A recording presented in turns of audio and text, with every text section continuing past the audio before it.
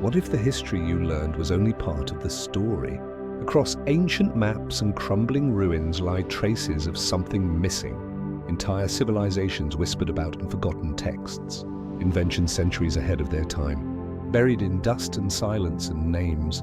Whole names erased from records as if someone wanted us to forget. Why do ancient temples in Cambodia align perfectly with star constellations? Why do petroglyphs in South America match those in faraway Australia?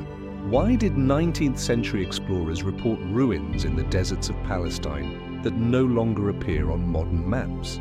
It's not just what we know, it's what's been hidden. Stories that challenge timelines, artifacts that shouldn't exist. Questions that historians often brush aside, not because there are no answers, but because the answers change everything. This isn't about fantasy. It's about evidence that refuses to fit the puzzle, facts left in the margins, too inconvenient to teach. Are these just gaps in our understanding? Or has something or someone deliberately edited our past? So sit back, relax, and let's dive into the shadows of time, where the lost chapters of human history are waiting to be uncovered. High in the rocky hills of Galilee, where olive trees sway in the dry wind and ancient stone paths wind between forgotten ruins, lies a mystery as old as the faith built upon it.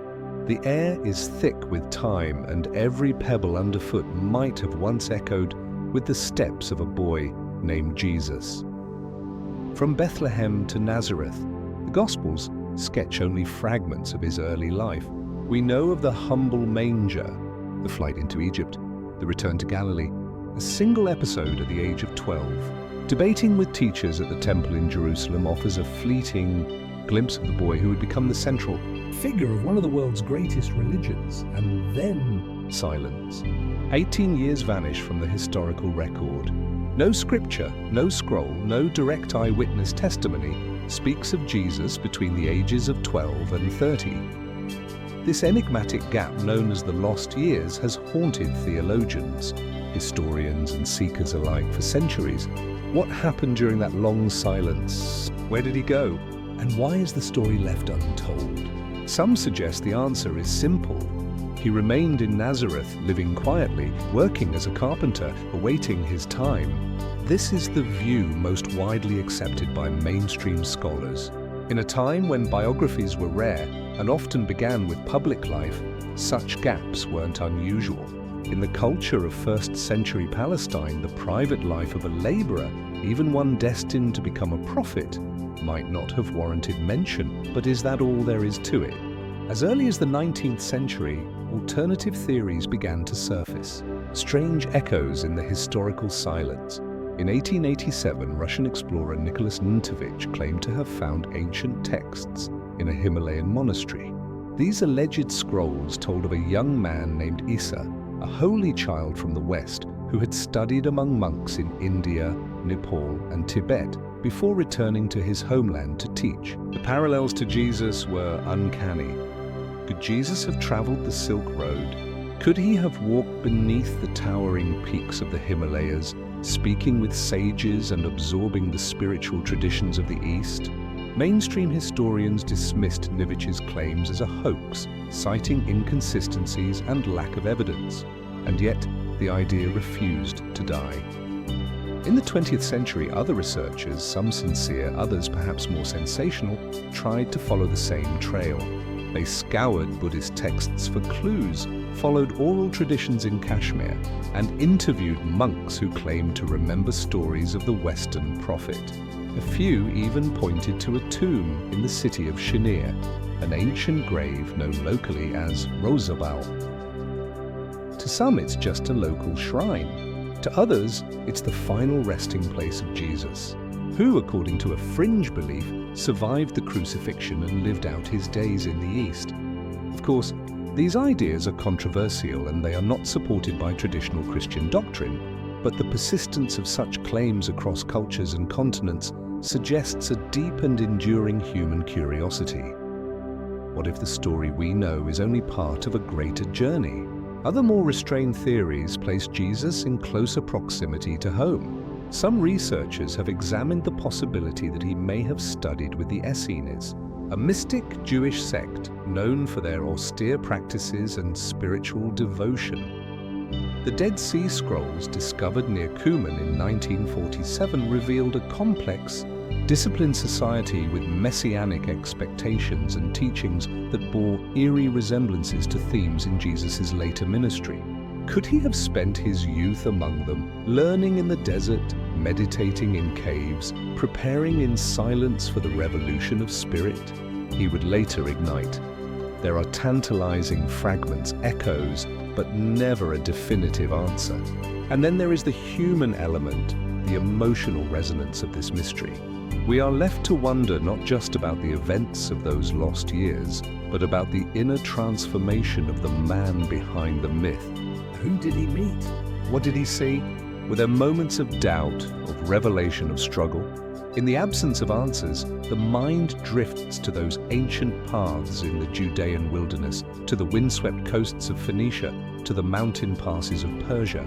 Could a young man filled with questions and divine curiosity have gone out in search of wisdom before returning with a message that would shake the foundations of empires? And why, if these stories are true, or even partially so, would they be left out?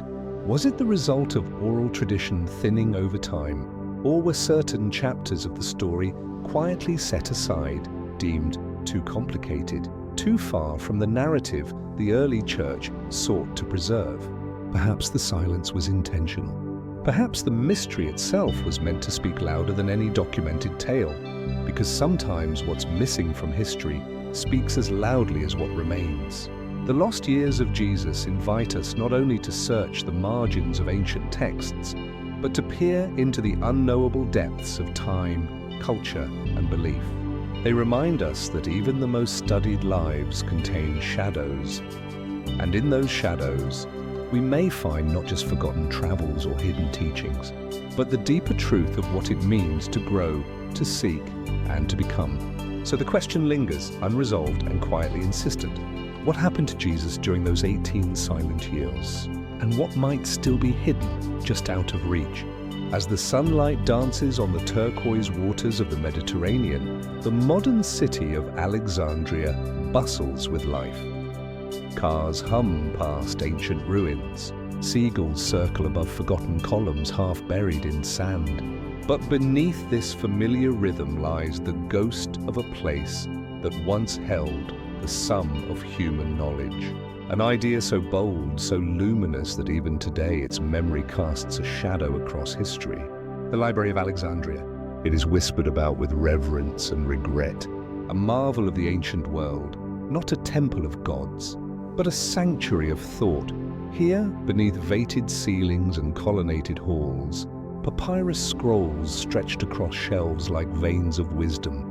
Texts in Greek, Sanskrit, Egyptian, Persian, Babylonian. Knowledge gathered from across continents compiled in one place with a single aim to collect everything humanity had ever learned. Built in the 3rd century BC under the rule of the Tiamat dynasty, the library wasn't merely a building. It was a symbol, a statement.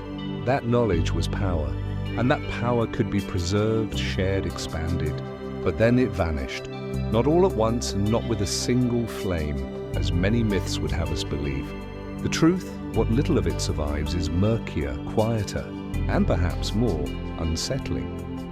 Some say Julius Caesar's siege in 48 BC unleashed the first great destruction, when fires meant for enemy ships spread to the docks and nearby warehouses, possibly containing part of the library's holdings. Others point to religious tensions in the 4th century AD when Christian zeal and political upheavals swept through Alexandria, Leading to the closure of temples and the decline of pagan institutions, including what remained of the library. Still others cite the Muslim conquest of the 7th century, though many modern historians doubt that final tale. But no single event explains its complete disappearance. If the library's fall was gradual, where then are its remnants? Thousands of scrolls were said to be housed there.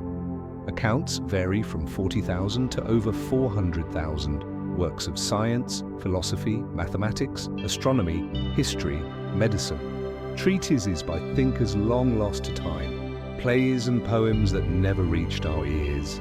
Whole schools of thought possibly erased before they ever had a chance to influence the world. How much have we forgotten? Some historians speculate that knowledge of helioentrism, evolutionary theory, or complex surgery may have existed centuries earlier than we now believe, only to be lost in the silent collapse of this intellectual beacon. Others ask whether ancient texts about forgotten civilizations, unrecorded inventions, or even the true nature of early religious beliefs might have been quietly extinguished. What if there were histories of Atlantis penned by Egyptian priests? What if pre-flood legends more detailed than those preserved in biblical or Mesopotamian texts were once catalogued there, only to vanish? These questions are uncomfortable. They suggest not just a loss, but a rupture in the continuity of human understanding. In recent decades, researchers have combed through ancient citations, clues left behind by scholars like Galen, Euclid, Eratosthenes, and Hypatia. Some of their works survived, but many more reference texts that no longer exist. The shadows of the library remain in these footnotes in the margins of surviving manuscripts. Take Eratosthenes, for example. Working at the library, he calculated the circumference of the Earth with remarkable accuracy in the 3rd century BC. Using only the angle of the sun's rays and simple geometry, he came within a few percentage points of the actual figure. What other insights might he or his contemporaries have uncovered that are now lost to us? The institution itself was more than a repository. It was a living organism. Scholars lived and worked there, supported by the state, exchanging ideas across cultures. They dissected cadavers, charted stars, debated metaphysics, and copied texts from every ship that entered Alexandria's harbor. Captains were required to surrender any books on board, which were then copied, sometimes with the originals kept and copies returned. Was this noble or a quiet form of imperialism? Did Alexandria preserve knowledge or hoard it? It's difficult to say, and that too is part of the mystery. Modern excavations have yet to uncover definitive remains of the original library. Some ruins near the Serapeum hint at later branches or annexes. Others believe the main structure lies beneath modern buildings, forever buried under layers of concrete and time. Yet the idea of the library endures, perhaps because its loss feels so profound. In an age obsessed with progress, the notion that an entire civilization's brilliance could vanish in silence without ceremony is both humbling and haunting. And in a world where digital information can be deleted with a keystroke, the fate of Alexandria is no longer just a lesson in history. It is a warning. What else have we forgotten? What knowledge has been lost not to fire, but to indifference?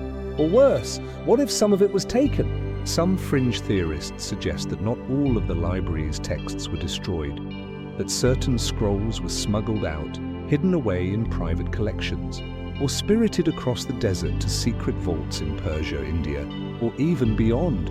Whispers of repositories in Tibet or beneath the Vatican persist, not because they are proven, but because they reflect a deeper yearning, a hope that some lost wisdom might still survive, waiting to be found, so we're left with shadows, ruins, and fragments of a dream. The Library of Alexandria may be gone, but its absence still shapes our sense of what could have been. And perhaps that is the most enduring mystery of all. Not what was written in those vanished scrolls, but what we might have become had they survived. A chill lingers in the air as dawn breaks over the moss-covered ruins of a forgotten monastery in rural France. Ivy creeps along crumbling stone and birdsong cuts through the morning mist. Here, beneath the silent arches and fractured walls, time seems to hesitate, caught between memory and oblivion. It is in places like this that the enigma of the so-called Dark Ages begins to take shape, not in dramatic battles or royal decrees, but in the haunting absence of records, the strange quiet that follows the fall of empires. When the Western Roman Empire collapsed in the 5th century AD, It left behind a fractured landscape of warring kingdoms, declining trade and shifting identities. For generations, historians have referred to the period that followed as the Dark Ages, a term now debated, even rejected by many scholars, and yet there remains something undeniably opaque about those centuries. Between roughly 500 and 1000 AD, vast swaths of Europe slip into shadows. Written accounts become scarce. Technological advancement appears to stagnate. Major architectural projects dwindle. Coins are fewer. Even the skies charted by ancient astronomers fall strangely silent in the historical record. Why? Traditional explanations tell us that invasions by Germanic tribes, economic collapse, disease, and religious upheaval led to the disintegration of centralized learning. Libraries were destroyed. Roads fell into disrepair. A world once unified by Roman order gave way to regional isolation and cultural fragmentation. But even within this framework, there are inconsistencies. How is it that in a continent so rich with history, archaeology, and oral tradition, entire regions seem to leave behind little more than ruins and speculation for centuries? Why do we encounter long gaps in royal lineages? Why do church documents contradict one another about dates and events? And why, in some parts of Europe, do technological innovations appear suddenly without a traceable origin? The mystery deepens with the so-called phantom time hypothesis, a fringe theory proposed in the 1990s by German historian Heribert Illig. According to Illig, nearly 300 years of European history, specifically between 614 and 911 AD, may have been fabricated or mistakenly added to the timeline. He argued that the early medieval period lacks archaeological consistency, that key figures like Charlemagne may have been exaggerated or entirely fictionalized, and that calendar errors tied to the adoption of the Julian and Gregorian calendars further muddled our perception of time. Mainstream historians reject this idea, citing a variety of reliable sources: Byzantine chronicles, Islamic records, Chinese astronomical logs that anchor the timeline. But the theory lingers, not necessarily because of its plausibility, but because it taps into something deeper, a recognition that the historical record is far from complete. Even without invoking a conspiracy, there remains an eerie void. Take Britain, for example. After the Roman withdrawal around 410 AD, literacy declined dramatically. Few contemporary writings survive from the next 200 years. Historians reconstruct events like the Saxon invasions and the legend of King Arthur, not from records written as they happened, but from texts composed centuries later, often mixing myth, oral tradition, and political agenda. Or consider Central Europe, where records from the Merovingian and Carolean periods are often sparse, contradictory, or suspiciously anachronistic. In some regions, centuries pass with barely a mention of the people who lived, worked, fought, and died there. The bones and burial mounds remain, but their stories do not.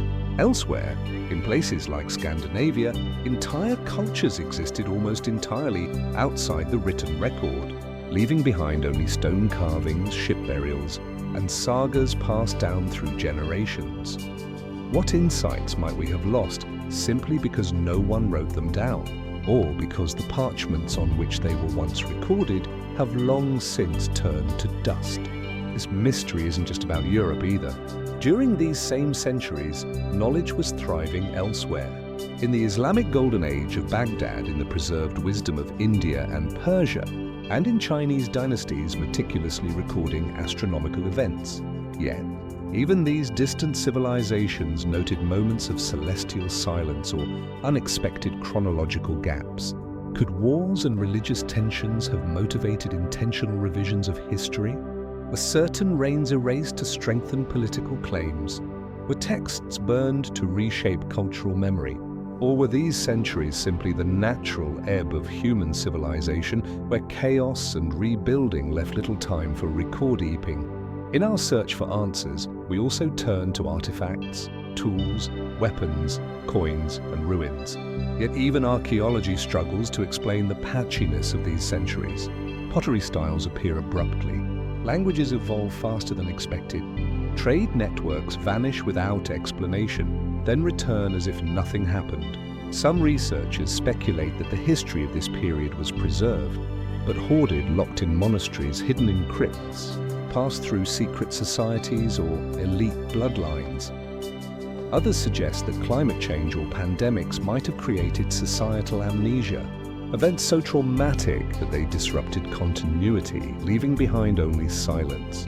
Or perhaps the truth is simpler and more haunting, that most lives, even in great empires, go unrecorded, that centuries of toil, prayer, invention and conflict slipped quietly into the soil, leaving only faint impressions beneath layers of time. The Dark Ages were not entirely dark. Illuminated manuscripts like the Book of Kells and the Lindisfarne Gospels shine through the gloom. The Carolinian Renaissance flickered to life, rekindling classical learning. But these are moments, stars in an otherwise clouded sky.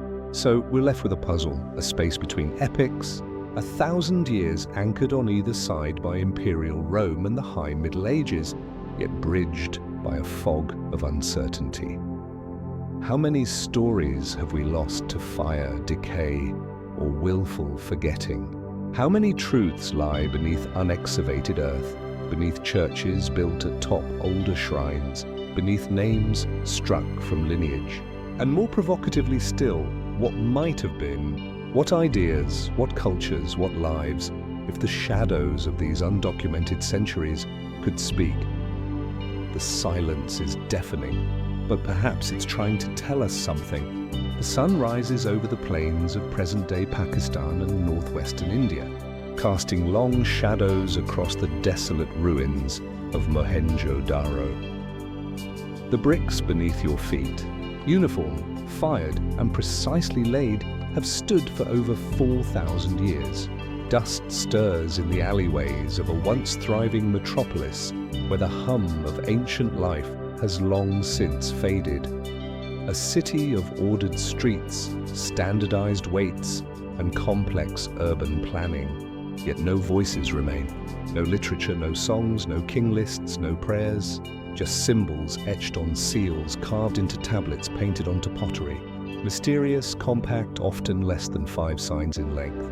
The script of the Indus Valley Civilization, one of the most advanced societies of the ancient world, and one we cannot yet read. It is one of the greatest unsolved puzzles in archaeology.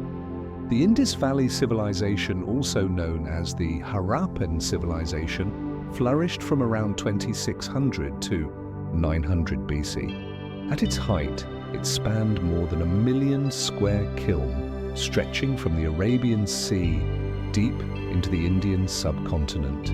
Its cities were marvel of their time.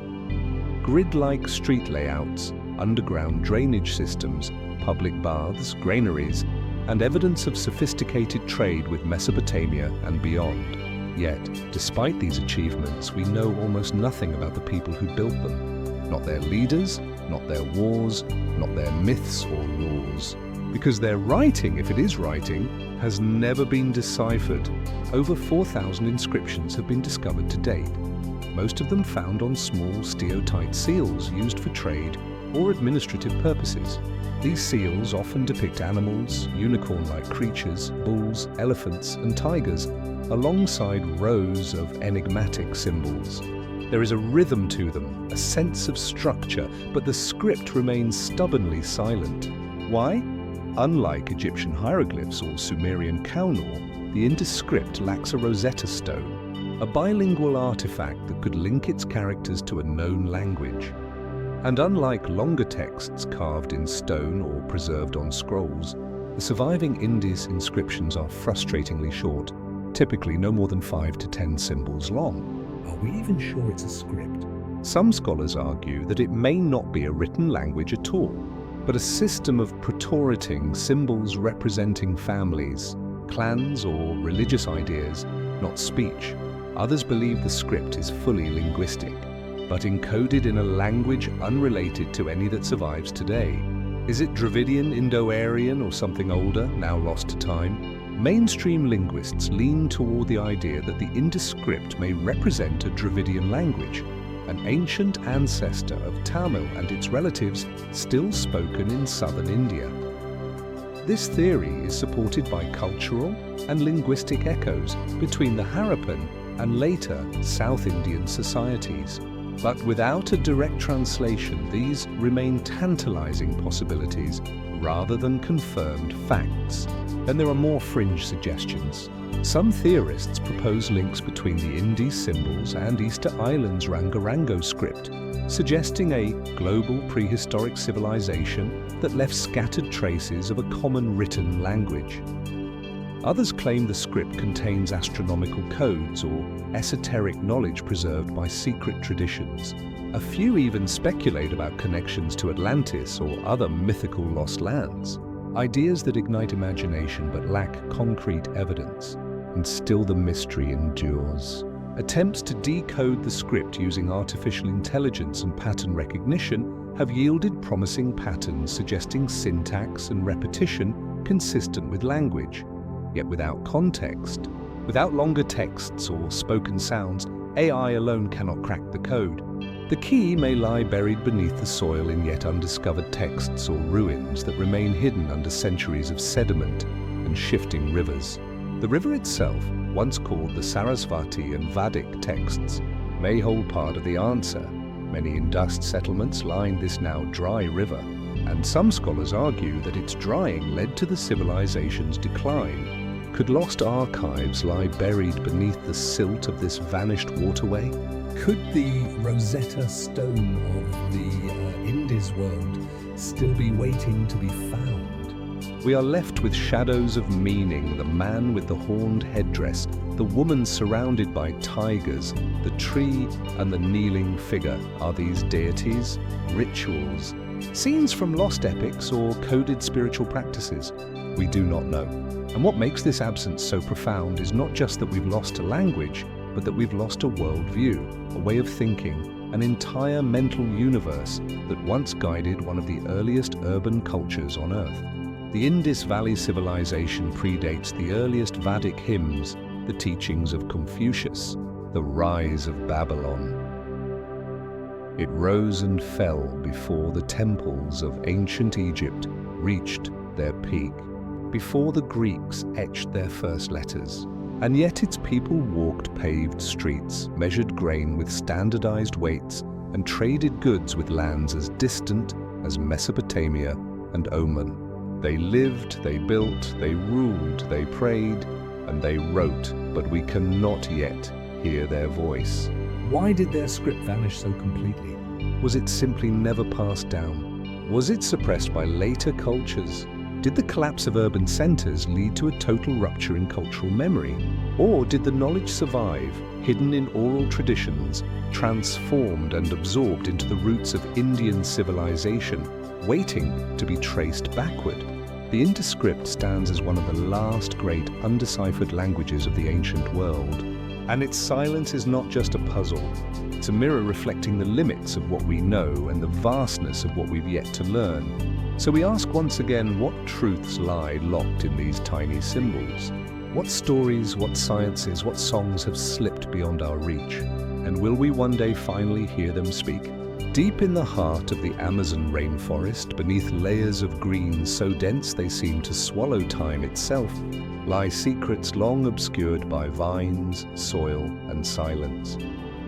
The air is thick with humidity, the buzz of insects and the scent of decay. Above the canopy stretches like a living roof blotting out the sun. But below, buried beneath roots and centuries, there are traces of something extraordinary. Not untouched wilderness, not endless empty jungle, but the ruins of forgotten civilizations. For centuries, the Amazon was believed to be a pristine, untamed expanse, too wild, too infertile, too remote for complex societies to have taken root. Early explorers influenced by tales of Eden or El Dorado imagined a world teeming with potential but empty of history. And later, European colonizers reinforced that idea. The jungle, they claimed, was a blank canvas waiting to be claimed, named, and rewritten. But what if that story was wrong? What if the rainforest itself had been shaped, altered, cultivated not by chance, but by design. In recent decades, archaeologists have uncovered mounting evidence that challenges the long-standing myth of the Amazon as a virgin forest. Beneath the tree cover, satellite imagery has revealed strange geometric shapes etched into the ground. Massive earthworks or geoglyphs spanning hundreds of feet. These perfect circles, squares and lines, visible only from the air, suggest organized labor, planning and a shared cultural blueprint. Who built them? And why did they vanish? The geoglyphs are only the beginning. Beneath the forest floor lies terrapa, literally dark earth, a rich human-made soil that defies the region's otherwise poor fertility, created by combining charcoal, bone, pottery, shards, and organic waste. This engineered soil is thousands of years old and still incredibly productive. It appears in patches across millions of acres, suggesting widespread agricultural activity and intentional landscape management. This wasn't random survival, it was civilization. Historical accounts from the earliest European expeditions provide cryptic clues. In 1542, Spanish explorer Francisco de Orellana traveled down the Amazon and reported densely populated regions, advanced agricultural systems, and monumental towns along the riverbanks. His claims were dismissed as exaggeration or fantasy until now. New studies suggest that before the arrival of disease, conquest, and forced displacement, the Amazon basin may have supported millions of people. Recent discoveries in Brazil, Bolivia, and Peru have unearthed elaborate settlement systems, networks of villages, ceremonial centers, and causeways interconnected like veins across the jungle. Some estimates now suggest that pre-Columbian Amazonia have hosted societies as complex and urbanized as those in Mesoamerica or the Andes. But unlike the Maya or the Inca, the Amazonian civilizations left behind no great stone temples, no towering pyramids to weather time. Their architecture, wood, earth, woven fibers, succumbed to the elements and the forest's relentless advance. What remained were fragments, pottery, charcoal, mounds, roads, subtle signs missed by centuries of explorers and scholars. how could so much be forgotten? Some of the erasure is natural. The Amazon consumes its past with quiet efficiency. Buildings rot, paths vanish, trees reclaim the fields. But some of the forgetting may not be accidental. European conquest brought not only weapons and chains, but also diseases, smallpox, measles, influenza that decimated indigenous populations at unprecedented rates. It is estimated that up to 90% of the native peoples of the Americas died within a century of first contact. Whole communities vanished, leaving few to remember and fewer still to pass on stories. In their absence, narratives were rewritten. The jungle, once tamed and mapped by its own people, became mythologized as a place untouched by human hands. The signs of civilization were buried under centuries of colonial silence, seen, if at all, as anomalies. But if we listen closely, the forest still whispers. From the Andes to the lands, oral traditions speak of ancestor cities swallowed by vines, of roads leading to sacred places now unknown. Some tribal elders, when shown satellite images of the geoglyphs, recognize the symbols not from books or maps, but from memory passed down through ritual and story. And then there is the question of culture. If so much physical evidence is lost, might something remain in the languages, the beliefs, the knowledge systems of surviving Amazonian peoples? Their deep understanding of medicinal plants, seasonal cycles, and ecological balance suggests a legacy of intimate connection with the land, one that likely stretches back thousands of years. Still, the mystery remains. Were these early Amazonian societies centralized kingdoms or decentralized alliances? Did they wage war or foster peace? What were their spiritual beliefs, their creation myths, their cosmologies, and what caused their collapse? Climate change, war, disease, cultural transformation. Any or all of these may have played a role. Or perhaps, like so many indigenous cultures, they were not lost but simply refused to conform to the expectations of European historians. Maybe the problem isn't that they disappeared, but that we forgot how to see them. Today, researchers are racing against time. The Amazon is shrinking. Roads, mines, and deforestation threaten not just the environment, but the fragile historical record still hidden beneath the soil. With every acre lost, we risk erasing pieces of a puzzle we've only just begun to understand. So we are left with questions suspended in the humid air. How much of Amazonian history lies buried beneath our feet? What cultures thrived here before the stories were silenced? And if we peel back the vines, literally and metaphorically, what long-lost world might emerge from the green? The forest, after all, is not just alive, it remembers. The wind whistles through the jagged cliffs of Qumran, where the desert meets the northwest shore of the Dead Sea. Pale stone bluffs rise like broken teeth, guarding the caves carved into their flanks. The air here is dry and still, holding secrets as tightly as the earth beneath your feet. Silence settles over the landscape, broken only by the soft crunch of sand and gravel underfoot. In this quiet place, in 1947, a Bedouin shepherd tossed a rock into a cave and heard pottery shatter. What he found would ignite one of the most profound archaeological discoveries of the 20th century.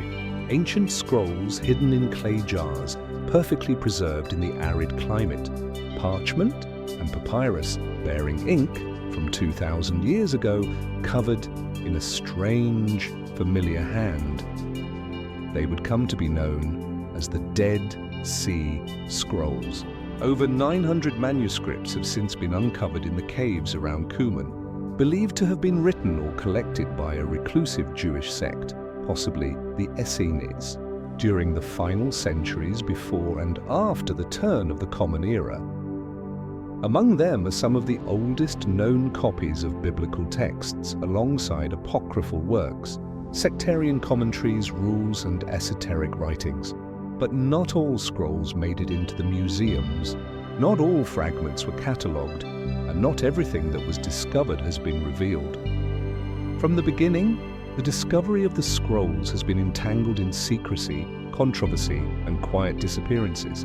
For decades after the first scrolls were found, access to them was tightly restricted. A small group of scholars controlled the translation and publication process, and many scrolls remained unpublished well into the 1990s. This secrecy fueled suspicion. Why would documents of such historical and religious significance be kept from the public? Was it academic protectionism or something more? Even more puzzling are the scrolls and fragments that were reportedly found but have never been seen again. Early reports from Bedouin tribesmen, local traders, and antiquities dealers suggest that many scrolls were sold split apart or lost before archaeologists ever arrived. Some fragments appeared on the black market, sold to collectors or religious institutions, disappearing into private hands. Others were allegedly destroyed by handlers who didn't understand their significance. How many pieces of the puzzle are still out there, forgotten in dusty basement, sealed in private vaults, or hidden in monasteries far from the desert where they were born? And what did they say? Among the scrolls that have been studied, some hint at deeper, hidden layers of meaning. Texts like the War Scroll speak of apocalyptic battles between the sons of light and the sons of darkness. The community rule lays out a strict, almost monastic lifestyle with echoes of early Christian and Gnostic thought. The copper scroll, unique in its material, reads like a treasure map, listing hidden caches of gold, silver, and sacred items buried across the region. Is this metaphor ritual or an actual record of something hidden? And what of the temple scroll, which describes a grand temple, unlike anything known to history?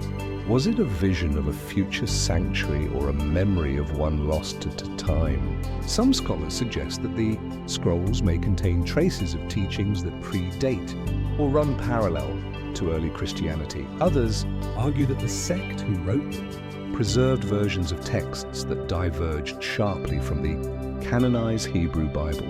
If so, then what was omitted from the religious traditions that emerged later, and why? The missing scrolls, those referenced in early inventories or rumored in trade, take on even greater significance in this light. Could they contain alternate versions of key biblical narratives, writings attributed to figures like Enoch, Melchizedek, or even early messianic claimants, or perhaps even texts deliberately left out of later religious compilations? The Dead Sea Scrolls sit at a crossroads of history, at the edge of ancient Judaism, the birth of Christianity, and the cultural ferment of the late Second Temple period. They raise as many questions as they answer, and the fragments that are gone, those that slip through the fingers of scholars and governments, leave an aching gap. Speculation thrives where certainty falters. Some believe certain scrolls were suppressed, too controversial, too disruptive to established religious authority. Others suggest more mundane explanations, that scrolls simply crumbled before they could be recovered, or that incomplete documentation led to accidental omissions. But the fact remains, not all of the scrolls found have been accounted for. Even now, new fragments continue to surface, some genuine, others forgeries. The Museum of the Bible in Washington, D.C. once showcased several Dead Sea Scroll fragments later found to be modern fakes. How many others sitting in private collections or quietly held by institutions are still unexamined? And how do we separate fact from fabrication when the original context has long since vanished? Modern imaging techniques like multispectral scanning and digital reconstruction have brought faded text back to life. But they can't recover what has been lost entirely, what was burned, buried, or stolen before its significance was understood. So we are left with a partial record, a glimpse into a lost world of spiritual fervor, doctrinal schisms, and mystical belief. A library preserved in jars, scattered by time, and still even now incomplete. What might we discover if the missing scrolls came to light? Could they reshape our understanding of ancient history, of scripture, of the very foundation of Western religion? Or would they simply add new verses to an already complex chorus, confirming not a single truth, but the diversity of thought that once thrived in the deserts of ancient Palestine? The caves still stand. The silence remains, and somewhere, perhaps the final pieces of the story lie waiting. In the vast sun-skid deserts of the Arabian Peninsula, the wind whispers through valleys of ancient stone. Towering red cliffs and eroded plateaus stretch endlessly under a pale blue sky, while petroglyphs etched by hands long vanished cling to boulders like fading memories. Beneath the sands lie ruins, temples and tombs, remnants of a world that thrived before the rise of Islam, and one that for centuries has been shrouded in silence. This is pre-Islamic Arabia, a land often remembered as a blank space on the map, populated only by warring tribes and wandering nomads, a cultural void waiting to be filled. But the truth may be far more complex and far more mysterious. Long before the 7th century AD, Arabia was a crossroads of civilization situated between Mesopotamia, the Levant, Persia, and the Red Sea. It was a corridor of trade, language, and ideas. The incense routes carried frankincense and myrrh from the southern kingdoms of Sheba and Hadramaut to the markets of Egypt and Rome. Caravan, cities like Petra and Kiryat al-Faw flourished, with wealth and stone-wilt grandeur, and in the north, the Nabateans carved their temples directly into the rock. Monuments that still stand, though the voices of those who built them have fallen silent. So why does so little survive of their written history? We know the names of ancient Arab gods, Tushara, Alat, Al-Usuza, Manat.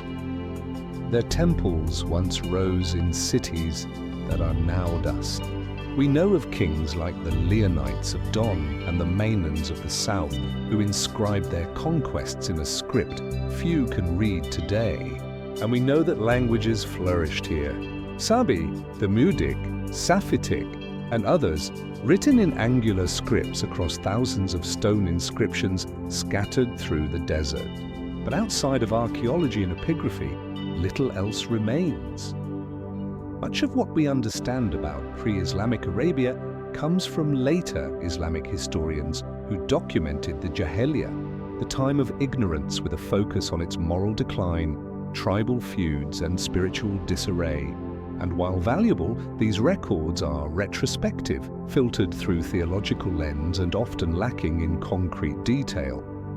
Could it be that entire centuries of Arabian culture were deliberately forgotten? Or did time, sand, and conquest simply erase a more nuanced past?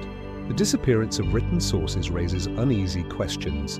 We have fragments, poems, inscriptions, oral traditions, but not the broader context. No epic histories, no annals of dynasties, no archives of laws or philosophies. The oral poetry of the tribes, once preserved by memory, was largely transmitted generations later, edited, redacted, and interpreted through shifting lenses. And yet, tantalizing hints remain. In recent years, discoveries in northern Arabia, particularly in the region of Alula, have unearthed a wealth of inscriptions dating back over 2,000 years. Some are ritual texts, others are casual messages, declarations of love, clan affiliations, or records of travel. These suggest a literate population, one that saw value in preserving memory and stone. What happened to their libraries? There is speculation among some scholars that early Arabian temples and sanctuaries may have housed scrolls or tablets, records now lost to decay or conquest. Others wonder whether religious or political shifts may have led to the systematic destruction of pre-Islamic texts and intentional cleansing of the cultural past to solidify the present. And then there are the outsiders, Greek, Roman, and Persian writers, who speak of Arabia not as a cultural void, but as a region of complexity and contradiction. Herodotus referred to sacred animals and mysterious rites in southern Arabia. Pliny the Elder described grand cities and lush valleys watered by elaborate irrigation. Ptolemy mapped cities whose names have long since faded. But even these references feel like glimpses through a fog, brief, tantalizing, and incomplete. Was Arabia home to philosophical schools? Did they write their own cosmologies, record their histories, debate ideas as the Greeks and Persians did? Or were their stories always oral, passed from tongue to ear in campfires and court performances? There is also the question of external influence. Artifacts from the Hellenistic and Roman periods suggest trade and cultural exchange. Inscriptions blend Aramaic, Greek, and South Arabian scripts. Statues bear clothing and features that echo both East and West. Could it be that pre-Islamic Arabia was not a cultural backwater, but a mosaic, an intricate fusion of traditions that simply left behind fewer traces? More speculative voices propose deeper mysteries. Some fringe theorists argue that lost Arabian kingdoms possess technological or astronomical knowledge long forgotten. Others suggest that early monotheistic sects flourished here before the emergence of Islam, only to be written out of history. While these ideas remain unproven, they reflect a growing realization that we may be missing a vital chapter in the story of human civilization. The archaeological record is only now catching up. For decades, political and religious sensitivities limited research into pre-Islamic history. But today, with renewed interest and advanced technologies, new discoveries are emerging. Temples, tombs, and inscriptions that hint at forgotten cities and unseen traditions, and yet so much remains buried. How much history has been lost beneath the dunes of the empty quarter? What legends still echo in the canyons of Mada in Salah? And how different might our understanding of the Arab world be if the voices of its ancient poets, priests, and philosophers had survived the centuries? The desert holds its silence tightly, but in that silence a question persists. What did Arabia remember before it forgot? In the rolling hills of central Italy, between vineyards and olive groves, lie strange tombs, half-buried chambers carved into soft volcanic stone. Their entrances are overgrown with moss, their silence broken only by the wind rustling through cypress trees. Inside, faded frescoes still cling to the walls. Banquets, dancers, leaping dolphins, and scenes of a life both familiar and alien. This is Etruria, and these are the remnants of the Etruscans, one of antiquity's most enigmatic civilizations. Before the rise of Rome, before the legions carved roads across Europe, the Etruscans ruled large swathes of the Italian peninsula. From roughly 800 to 300 BC, they flourished in art, metallurgy, urban planning, and trade. Their cities, Tarquinia, Veii, Servet, buzzed with life and innovation. Their influence on Roman culture was profound, shaping architecture, religion, even the Latin alphabet. And yet we don't know where they came from. The mystery of Etruscan origins has baffled historians for centuries. Their language, though partially understood, is unlike anything else in the region. It is not Indo-European, not Latin, not Greek. While many Etruscan words have been deciphered mostly from Arari inscriptions and dedications, their grammar and vocabulary remain largely opaque. The language seems to exist in isolation as though it arrived from somewhere else, bearing no clear linguistic family. So who were they? Ancient sources offered theories, some mythic, others speculative. Herodotus, the Greek historian, claimed the Etruscans came from Lydia, in what is now modern-day Turkey. According to him, famine drove a portion of the Lydian population to sail west in search of new lands. They settled in Italy, where their descendants became the Etruscans. The Roman writer Livy, however, disagreed. He believed the Etruscans were indigenous to Italy, a people who emerged from the soil of the land they ruled. Modern archaeology has tried to answer the question. Excavations reveal a sophisticated Bronze Age culture in Etruria, one that predates the classical Etruscan period. Their pottery evolved locally, their burial practices show continuity, and their urban centers developed gradually from earlier settlements. These findings seem to support Livy's view that the Etruscans were native and yet the language remains a problem. It doesn't fit the pattern. If the Etruscans were homegrown, why does their language differ so drastically from neighboring Italic tongues? Could it be a relic of a much older culture, one that existed in Europe before the Indo-European migration swept across the continent? This theory that the Etruscan language is a survivor of a pre-Indo-European linguistic substrate has gained traction in recent years. Some scholars see the Etruscans as cultural descendants of Neolithic Europeans, preserving traditions and language even as newer populations arrived. If true, the Etruscans may be one of the last voices of a lost world, echoes of an era before Latin, before Greek, before history, as we know it. But others still point eastward. Genetic studies, though still limited, have added another layer of intrigue. Some DNA samples from Etruscan remains suggest continuity with local populations. Others hint at a genetic influx from the Near East or the Caucasus, perhaps supporting the old Lydian migration theory. Could both be true? Were the Etruscans a blend of indigenous peoples and seafaring migrants? A fusion of ancient roots and new arrivals? The artifacts they left behind add to the mystery. Their metalwork was unparalleled. Bronze mirrors etched with mythological scenes, gold jewelry of exquisite craftsmanship, chariots, armor, and finely cast votive offerings. Their art, often vibrant and expressive, carries elements both familiar and foreign. We see Greek influence, yes, but also something distinct, something older. In their tombs, the Etruscans depicted a rich spiritual life, gods, demons, and afterlife journeys. Their orrery rituals were elaborate, their necropolises built like miniature cities for the dead. They believed in an underworld governed by shadowy deities where the soul's fate was uncertain. A belief system that diverged from both the Roman and Greek models. And yet much of what we know comes from the outside. Roman and Greek writers described the Etruscans as decadent, secretive, overly religious. But how much of this was cultural bias? After all, the Romans inherited many of their early religious customs: augury, temple architecture, even the toga from their Etruscan predecessors. They borrowed their symbols of power, their political institutions, their city planning. The Roman Republic, so often hailed as an innovation, may have owed more to Etruria than we're comfortable admitting. So why did their history fade? As Rome rose, the Etruscan cities fell, gradually absorbed, conquered, or erased. Their language disappeared from public life.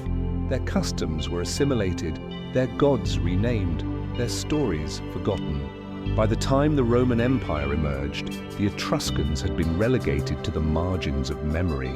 And yet, they never fully vanished. Their tombs still dot the countryside.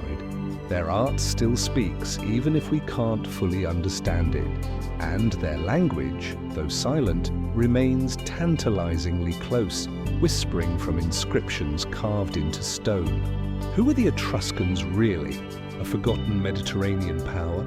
A cultural bridge between East and West? Or the last torchbearers of a prehistoric world we no longer remember?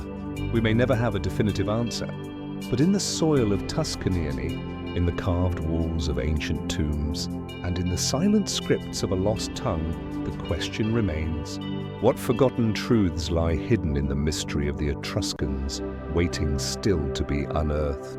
2. Along the windswept coast of Newfoundland, in a place now known as Lonzo Meadows, the air carries the scent of salt and pine. Fog drifts across the rocky shoreline, cloaking the low hills and ancient wooden beams that mark a settlement long forgotten. Here, in the cold stillness of the North Atlantic, archaeology speaks what the sagas only hint at: that the Norse were here on the edge of a new world centuries before Columbus. The year was around 1000 AD. At the farthest reach of their westward expansion, the Vikings built houses, workshops, and boat repair pits in this desolate corner of the continent. The settlement was small, likely seasonal, and seemingly short-lived. But its existence is undeniable. A Norse presence in North America, confirmed by the unmistakable architecture, carbonated timber, and ironwork techniques found nowhere else in the region. And yet this is where the trail ends. There are no detailed Norse maps of this land, no chronicles from the Icelandic sagas that align perfectly with what we found, no known follow-up voyages or settlements in the centuries that followed, only fragmented stories and a silent archaeological footprint. What happened to the records? The story of the Viking discovery of North America comes primarily from two Icelandic sagas: the Saga of the Greenlanders and the Saga of Eric the Red. Written down in the 13th century, these narratives recount the exploits of Leif Erikson and his kin as they sail west from Greenland to a land they call Vinland, a place rich in timber, grapes, and game. But the sagas contradict each other in key details. They offer conflicting descriptions of locations, timelines, and outcomes. One saga describes peaceful trade with indigenous peoples. The other speaks of violent clashes. Some accounts claim the settlers tried to stay for years. Others suggest they left almost immediately. Names like Heeland and Markland appear, but their exact locations remain uncertain. Believed by some to refer to Baffin Island or Labrador, by others to places even farther south. Were these tales distorted by oral tradition, shaped to serve political or religious agendas centuries later? Or were they drawn from older, now lost texts, records that may have once documented the Viking journeys in greater detail? Medieval Scandinavia was not illiterate. The Norse left behind runstones, laws, contracts, and chronicles. In Iceland, sophisticated legal and literary traditions thrived. And yet, no known document from that time, no shiplog, letter, or map, survives to confirm or clarify the voyages to Vinland. Could records have once existed only to be lost in fire, decay, or deliberate suppression? Historians have long debated the reasons for the abrupt disappearance of Viking presence in North America. Was it conflict with native populations, harsh winters, difficulty resupplying across thousands of miles of dangerous ocean? Or was there internal strife among the settlers themselves? Whatever the cause, the Norse seemingly abandoned their outpost. But even more puzzling is what followed, or rather, what didn't. Why were no future voyages launched? Why does Vinland vanish from Norse history? So quickly? Why was there no attempt to return, to establish trade, or to claim the land more permanently? Could it be that records of later expeditions were simply not preserved? Some fringe theories suggest that Norse explorers penetrated farther than we think, reaching the Hudson River or even parts of the American Midwest. Stories persist of strange artifacts found in unlikely places. Runes carved into stone in Minnesota, medieval swords in Nova Scotia, or Viking-style structures scattered across North America. Most of these claims have been debunked or remain highly contested, but their persistence points to a deeper question. What if there's more to the Norse presence than the lone site at Lorne's O Meadows? There's also the tantalizing mystery of the Vinland map, a parchment that surfaced in the 20th century, purportedly showing North America as part of a medieval European worldview. Once heralded as proof of pre-Columbian knowledge of the New World, it has since been declared a forgery by most experts. But its controversy reveals how deeply we yearn for evidence that the past was more connected and more complicated than we've been taught. Modern archaeological tools, from satellite imaging to ground-penetrating radar, are beginning to re-explore the coasts of northeastern Canada and beyond. Subtle soil changes, timber patterns, and ancient slag heaps may one day reveal more Norse sites or dispel the possibility altogether. But so far, the silence is profound. The Norse reached the Americas. This is no longer speculation. But they did not stay, and the written memory of their journey has nearly vanished. In a world where the sagas once echoed through fire-lit halls, why is the story of one of the most remarkable journeys in history across the coldest seas to the edge of the world so barely remembered? Was it a failed experiment quietly forgotten? Was Vinland seen as a place of danger and loss, best left unspoken? Or did someone somewhere choose to let that story fade? The Atlantic wind still howls over the ruins at Lonzo Meadows. The beams lie buried in moss, and the answers remain as elusive as the tides. What other Viking voyages lie hidden in time, waiting to be rediscovered? And how much of their story was erased before we even knew it had begun? At dawn, the jungle breathes mist across the ruins of Take. Massive stone pyramids rise like sleeping titans from the canopy, their worn faces draped in moss and shadow. Howler monkeys cry from treetops, their calls echoing through temples built to scrape the sky. The limestone plazas lie empty now, but once they pulsed with ceremony, astronomy, and the heartbeat of a civilization unlike any other. This was the heart of the classic Maya world, an empire of mathematicians, astronomers, architects, and kings, and then silence. By the 9th century AD, cities like Tikal, Copan, Palenque, and Calakmul began to fall. In some cases, they were abandoned almost entirely. Grand causeways crumbled, stela ceased to be carved, and the jungle crept back in. The collapse of the classic Maya civilization remains one of the most haunting disappearances in the ancient world. But what if the most perplexing aspect isn't just why they vanished, but why so little was written about it? The Maya left behind thousands of inscriptions on temples, altars, stairways, and stelae. Their writing system was one of the most advanced in the ancient world, capable of capturing historical detail, cosmology, dynastic lineage, and prophecy. They recorded everything from the birth of kings to celestial alignments, from battles to rituals. Time to the Maya was sacred and meticulously measured. And yet we have no clear record of the collapse itself. No final message, no carved farewell. How can a civilization so literate, so precise, vanish without telling us why? Mainstream archaeology points to a combination of causes: environmental degradation, prolonged droughts, warfare, political instability, and societal strain. As cities grew and agriculture intensified, the land may have become overworked. Drought revealed through lakebed sediments and cave stalagmites hit.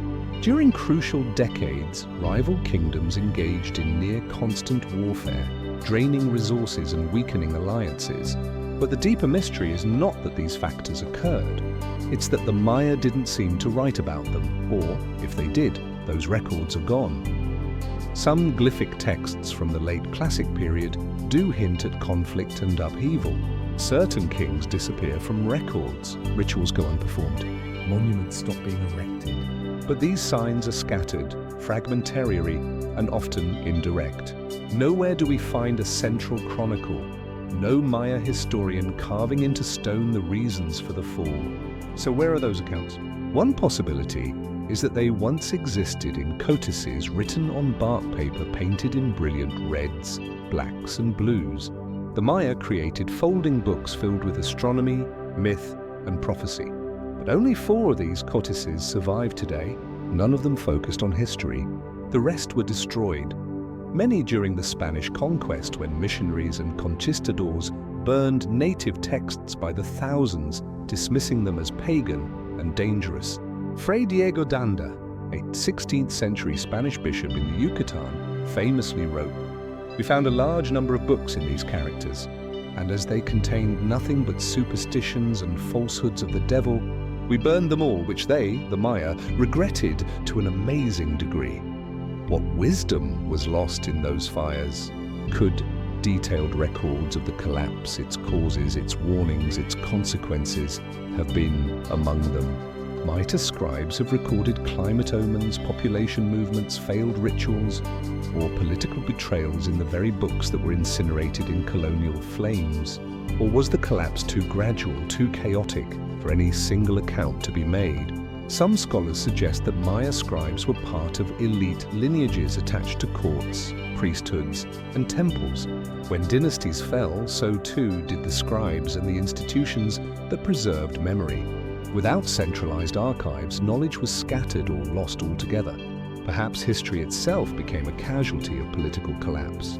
Others point to oral traditions. Maya culture was not only literate, it was also performative. Stories were told aloud, passed through generations, embedded in ritual, dance, and myth. Is it possible that the story of the collapse survived for centuries? Not on stone or paper, but in memory. Could fragments of those vanished chronicles still echo in the mythology of modern Maya communities? And then there are the fringe theories. Some propose that the Maya collapse was triggered not by war or drought alone, but by a sudden cosmic or terrestrial event, an eruption, an asteroid impact, a solar flare, or even an epidemic that spread too fast for kings and priests to respond.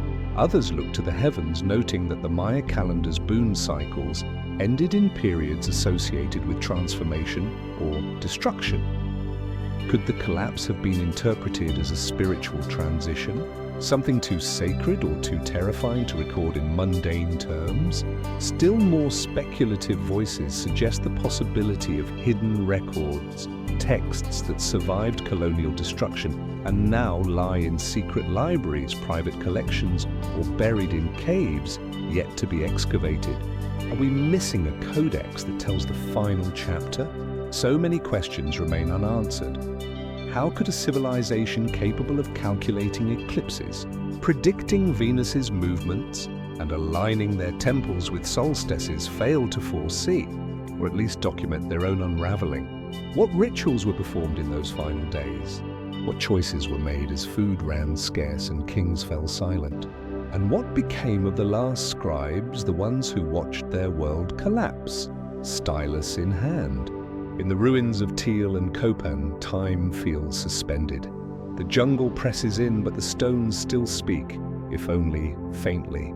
And perhaps, somewhere deep beneath the roots and soil, the final words of the Maya remain buried, waiting to be heard. What did they try to tell us before their voices were lost to the earth? In the soft golden light of the Nile at sunrise, the desert awakens. Wind dances over sand-blown hills and into silent wadis, brushing against the eroded remains of stone circles. Half-buried artifacts and faint carvings etched into cliff faces. This is the land before pharaohs, before pyramids, before recorded time. A world that existed and then quite suddenly disappeared from the historical record. The story of ancient Egypt as most know it begins around 3100 BC with the unification of Upper and Lower Egypt under the first King Nar. With this union, the dynastic period dawned, bringing with it hieroglyphs, temples, tombs, and an empire that would endure for thousands of years. But what came before that, what predated the pharaohs, is less clear. There is a curious gap in Egyptian prehistory, a rupture in the timeline that scholars still struggle to explain. We have evidence of vibrant cultures in the Nile Valley as early as 6000 BC. The Badarian, Natada and Mimdi peoples farmed the land, shaped pottery, buried their dead with care, and left behind intricate artwork. Their societies evolved over millennia, gradually increasing in complexity. And then something changed. By the late 4th millennium BC, highly organized cities appeared seemingly overnight. Monumental architecture, centralized authority, a codified religious system, and the introduction of hieroglyphic writing all burst into view with remarkable speed. How did a series of scattered Neolithic settlements become one of the most sophisticated civilizations in history in such a short span of time? Traditional explanations speak of natural cultural evolution, irrigation fostering centralized rule, trade networks fueling wealth, and tribal conflict leading to political unification. But the sheer scale and suddenness of Egypt's transformation has led some to ask, is there something we're missing? One of the most puzzling features of this period is the lack of transitional evidence. Between the Nata III culture and the early dynastic period, archaeological layers suggest an abrupt leap. It's not just the emergence of kingship. It's the appearance of monumental construction, advanced metallurgy, detailed astronomical knowledge, and complex societal hierarchies with no clear precedent. Was this knowledge homegrown or was it inherited? Some mainstream scholars point to influences from Mesopotamia, citing similarities in early writing styles, religious symbolism, and iconography. The idea is that ideas flowed up the Nile from trade routes connecting Egypt to the Levant and beyond. Yet Egypt's cultural identity remains distinct, not merely borrowed. It is as though the Egyptians adopted external ideas but reshaped them entirely into something new, as if guided by a vision that has not survived in written form. And that perhaps is the most perplexing part of all the absence of texts. Hieroglyphs appear in the earliest dynastic tombs with impressive complexity. They do not seem to evolve gradually from simple symbols as we see in Mesopotamia. Instead, they emerge fully formed, as if the scribes already knew how to write. The Nar palette dated to around 3100 BC is not an experimental piece. It is mature, symbolic, and ritualized. What happened to the earlier stages of this writing system? Were they lost to time or never recorded on durable surfaces? Could it be that writing had been used orally or on perishable materials, wood, cloth, leather, long before it was inscribed in stone? If so, then entire libraries of Egypt's prehistory may have vanished without a trace. Or perhaps, as some suggest, knowledge was once secret, shared only among initiates, and not meant for public record. This idea opens the door to more speculative theories. Some researchers have proposed that the roots of Egyptian civilization stretch far deeper into prehistory than currently accepted. Sites like Nabta Pla, a megalithic complex in southern Egypt near the Sudan border, date back to at least 5000 BC and include stone circles aligned with astronomical events. Their builders demonstrated a knowledge of the heavens centuries before the pyramids were conceived. What was the purpose of these ancient observatories? Were they remnants of an older, long-lost civilization, perhaps one that seated the future dynasties? Fringe theories go further, proposing that Egypt inherited its early knowledge from a forgotten precursor culture, perhaps one destroyed by climate change, rising desertification, or even cataclysm, while echoes of such an idea appear in ancient Egyptian mythology itself. The so-called Zepte, or first time, refers to an era of divine kings and advanced wisdom handed down from gods or godlike ancestors.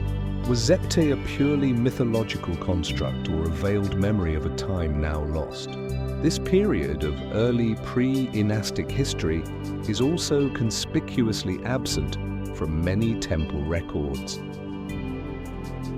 Egyptian chronology, meticulously recorded for centuries, begins with the reign of Na. The kings before him, the so-called followers of Horus, are mentioned in king lists like the Palamo stone, but their deeds are left vague, symbolic, or divine.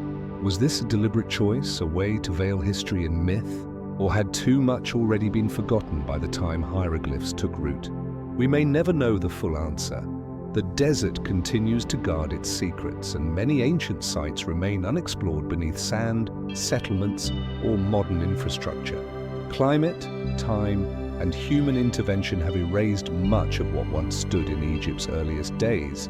But in those quiet gaps between pottery shards and temple walls, in the space between myth and memory, one question lingers. What happened in the centuries before Egypt rose from the Nile? And what history remains buried, unwritten, unseen, and waiting to be uncovered? At the heart of Rome, beneath layers of stone and empire, lies a hill where legend and history blur into myth. The Palatine Hill, now a peaceful ruin shaded by cypress trees, was once the center of Rome's earliest beginnings. Tourists today walk over ancient paving stones, unaware they may be treading upon the forgotten footsteps of kings whose names echo faintly in the corridors of time. Before the emperors, before the Republic, there were kings. 7 of them according to Roman tradition. Romulus the founder, Numa the priest, Tullus the warrior, Ancus the builder. Then Tarquin the elder, Servius Tullius, and Tarquin the proud. These names appear in later Roman accounts like Livy and Dionysius of Hyrcanus, but they come to us centuries after the fact, filtered through legend, patriotic storytelling, and political agenda. Where are the original records of these monarchs? What did early Rome truly look like? For a city so obsessed with its own history, Rome's regal period, roughly from 753 to 509 BC, is frustratingly obscure. The Romans claimed to possess analyses or yearly chronicles that recorded major events. These annals, supposedly kept by the Pontifex Maximus, would have stretched back to the founding of the city, and yet none of them survive. Why? According to tradition, much of Rome's early record-keeping was destroyed in 390 BC when GIC tribes invaded the city and burned it. Temples were looted, archives incinerated, and oral histories scattered. Livy, writing in the 1st century BC, admitted that much of what he recounted about the kings came not from direct evidence, but from what the people believed. But even this explanation feels incomplete. The Romans were meticulous record keepers. They maintained temple calendars, military rolls, legal codes, and land registries. Later generations copied, edited, and preserved many of these records with great care. So why did nothing survive from Rome's earliest rulers? Was it simply a case of historical neglect, or were certain records deliberately erased? Take the figure of Servius Tullius, Rome's 6th king. He is said to have introduced the census, expanded the city walls, and reorganized society into classes. Some accounts portray him as a benevolent reformer. Others hint that his origins were mysterious, perhaps even divine. Was he truly born a slave, or was his story recast to align with Rome's ideals of merit and destiny? Then there's Tarquin the Proud, the final monarch, whose tyranny supposedly led to the establishment of the Roman Republic. His downfall, sparked by the infamous assault on Lucretia, is one of the most well-known stories in Roman lore. But is it history or crafted political theatre? The transition from monarchy to republic was a radical one. The Romans had much to gain by vilifying their former kings, casting them as symbols of despotism to justify the new republic's ideals of shared power and civic duty. Could early documents that painted a more nuanced or even favorable picture of these kings have been suppressed? There is also the question of the Etruscans. Several of Rome's early rulers, including Tarquin the Elder, are said to have been of Etruscan descent. At the time, Etruria was a flourishing civilization to the north of Rome, one that heavily influenced Roman religion, architecture, and political symbolism. Yet by the time the Republic solidified its identity, the Etruscans were rivals, later even enemies. How much of Rome's royal history was reinterpreted to downplay Etruscan contributions? Were records of shared rule, cultural integration, or religious exchanges quietly forgotten to reinforce the myth of Roman singularity? Archaeological evidence provides only scattered clues. Foundations of early buildings on the Palatine Hill suggest organized construction as early as the 8th century BC. The Cloaca Maxima, Rome's ancient sewer system, dates back to the regal period, an engineering feat unlikely to have been the work of disorganized tribal leaders. And in recent years, discoveries beneath the Roman Forum, including what some believe may be the Lapis Niger, a shrine marking the tomb or monument of an early king, have reignited questions about who ruled Rome in its shadowy past. But still, the written record remains conspicuously absent. Were the original annales ever real? Were they destroyed, hidden, or fabricated after the fact? Could copies still exist, buried in private libraries, cited in lost scrolls, or misattributed in other ancient texts? Some fringe theories go further. They suggest that Rome's kings may have ruled over a larger, more complex domain than is commonly accepted, perhaps part of an early Mediterranean network of protoets whose history was later fragmented. Others proposed that early Rome's kingship was not hereditary, but rotational, with priest-kings selected by councils, a system that would later be rewritten to fit a cleaner, linear narrative. These ideas remain speculative, but they reflect the uncomfortable truth that for one of the world's most documented empires, Rome's origins are curiously undocumented. How did a collection of hilltop villages become a kingdom capable of monumental architecture, legal reform, and diplomatic engagement with neighboring powers without leaving a trail of verifiable records? Why did the Romans choose to preserve some stories and let others fade? And if the annales once existed, could they still lie hidden somewhere beneath the layers of the eternal city, waiting for the right eyes and the right questions to bring them back into the light? The marble columns may have crumbled, the papyrus scrolls may have turned to dust, but the mystery remains. What truths lie buried beneath the founding myths of Rome? And what did her kings leave behind that history never told? In the dusty plains near modern-day Anyong, in the northern reaches of Henan province, fragments of ancient bone and turtle shell lie buried beneath centuries of soil. At first glance, they seem ordinary, fossil-like shards scattered in forgotten pits. But upon closer inspection, the surface reveals something remarkable.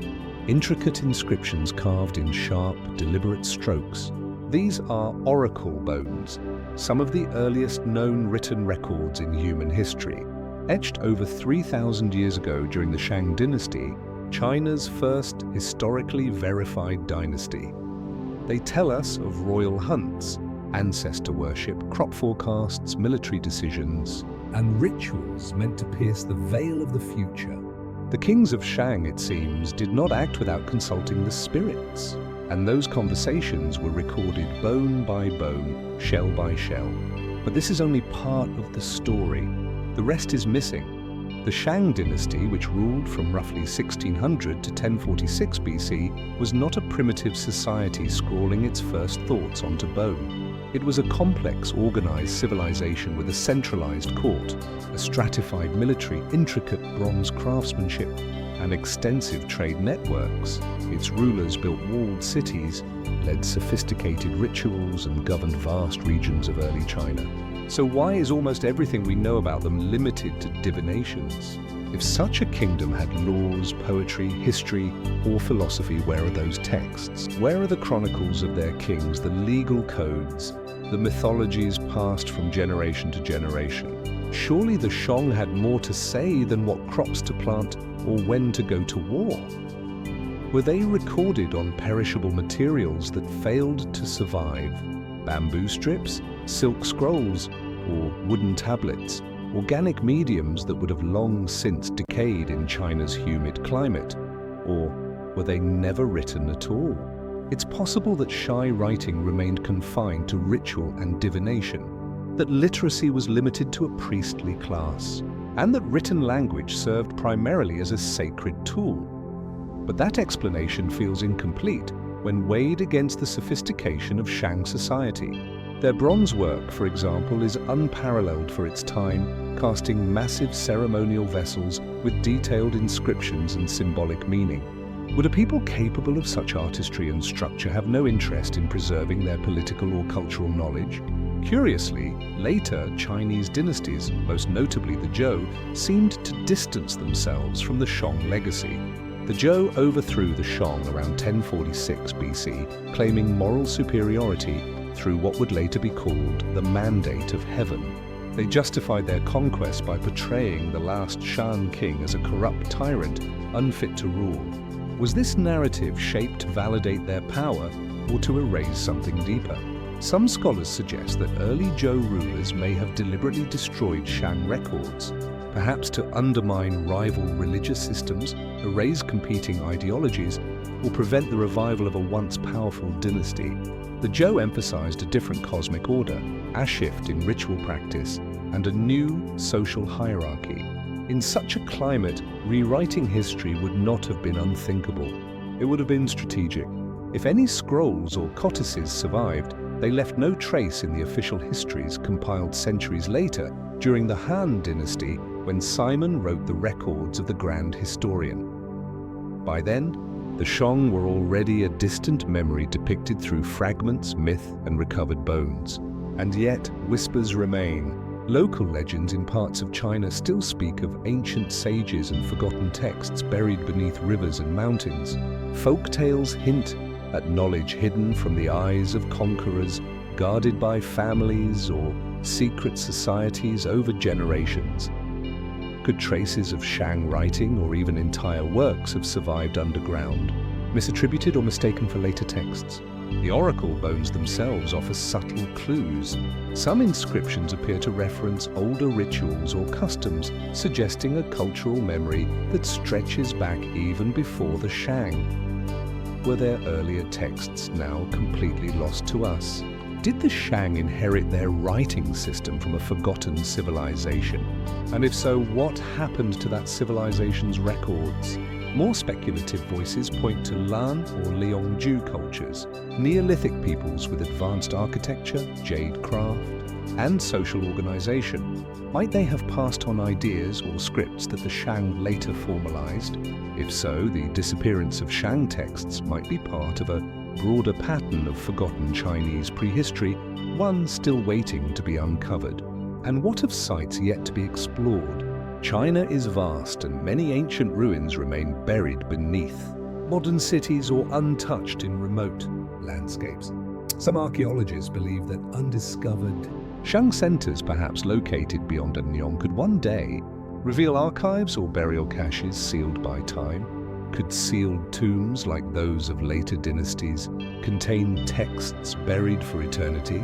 Could a chamber untouched for millennia hold the missing link between bone inscriptions and written tradition? Until then, we must rely on fragments, the whispers of ancestors scratched onto cracked bone. They speak of offerings and omens, of kings asking the spirits if their children will be born healthy, of battles yet to come. But they do not tell us the fuller story, the inner lives, the philosophies, the origin myths that surely shaped the soul of Shang civilization.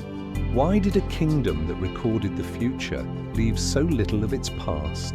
And what stories still lie hidden beneath the dust of northern China, waiting patiently to be read once more?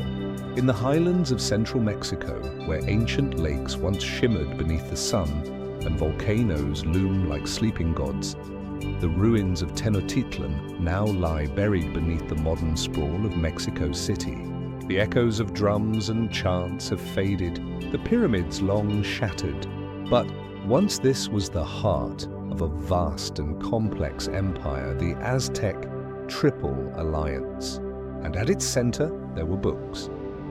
Not books in the European sense, bound in leather and written in Latin, but codices, long accordion-folded manuscripts crafted from bark paper or deerskin, painted with rich, symbolic glyphs in brilliant reds, blues, and blacks. These copies were sacred and functional, historical and prophetic.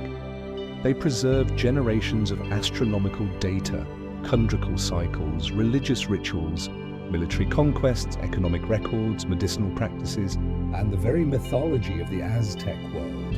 Thousands of them once existed, only a handful survive.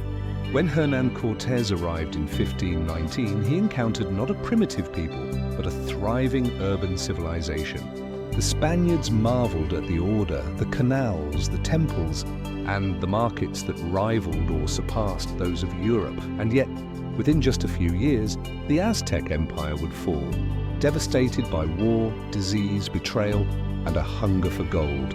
But what may be the greatest loss of all was not measured in lives or monuments, but in memory. The destruction of the Aztec cotis was swift, deliberate, and devastating. Spanish conquistadors and Catholic friars saw the cotis not as repositories of cultural knowledge, but as heretical texts, tools of paganism and devilry. Many were burned in great public bonfires, others confiscated and hidden away. Friar Diego de Landa, in a chilling echo of destruction, would later do the same in the Yucatan with Mayan books, writing, "We burned them all which they, the natives, regretted to an amazing degree, and which caused them much affliction." How many books were lost? We may never know. Surviving pre-Columbian codices such as the Cex Bourbonicus, Codex Bora, and Codex Mendoza are few and fragmented. Some were copied or reconstructed by indigenous scribes under Spanish supervision. Others were smuggled out of Mexico and now lie in libraries across Europe. Most, however, were reduced to ash, taking with them untold volumes of scientific, religious, and historical knowledge. Why were these codices seen as such a threat? Part of the answer lies in the power of the word in Aztec culture. The written glyph was not merely symbolic. It was sacred. Words were believed to carry divine energy. To destroy a book was to silence the gods themselves. Many codices dealt with time and cosmology, offering complex calendars and prophecies that guided state rituals and warfare.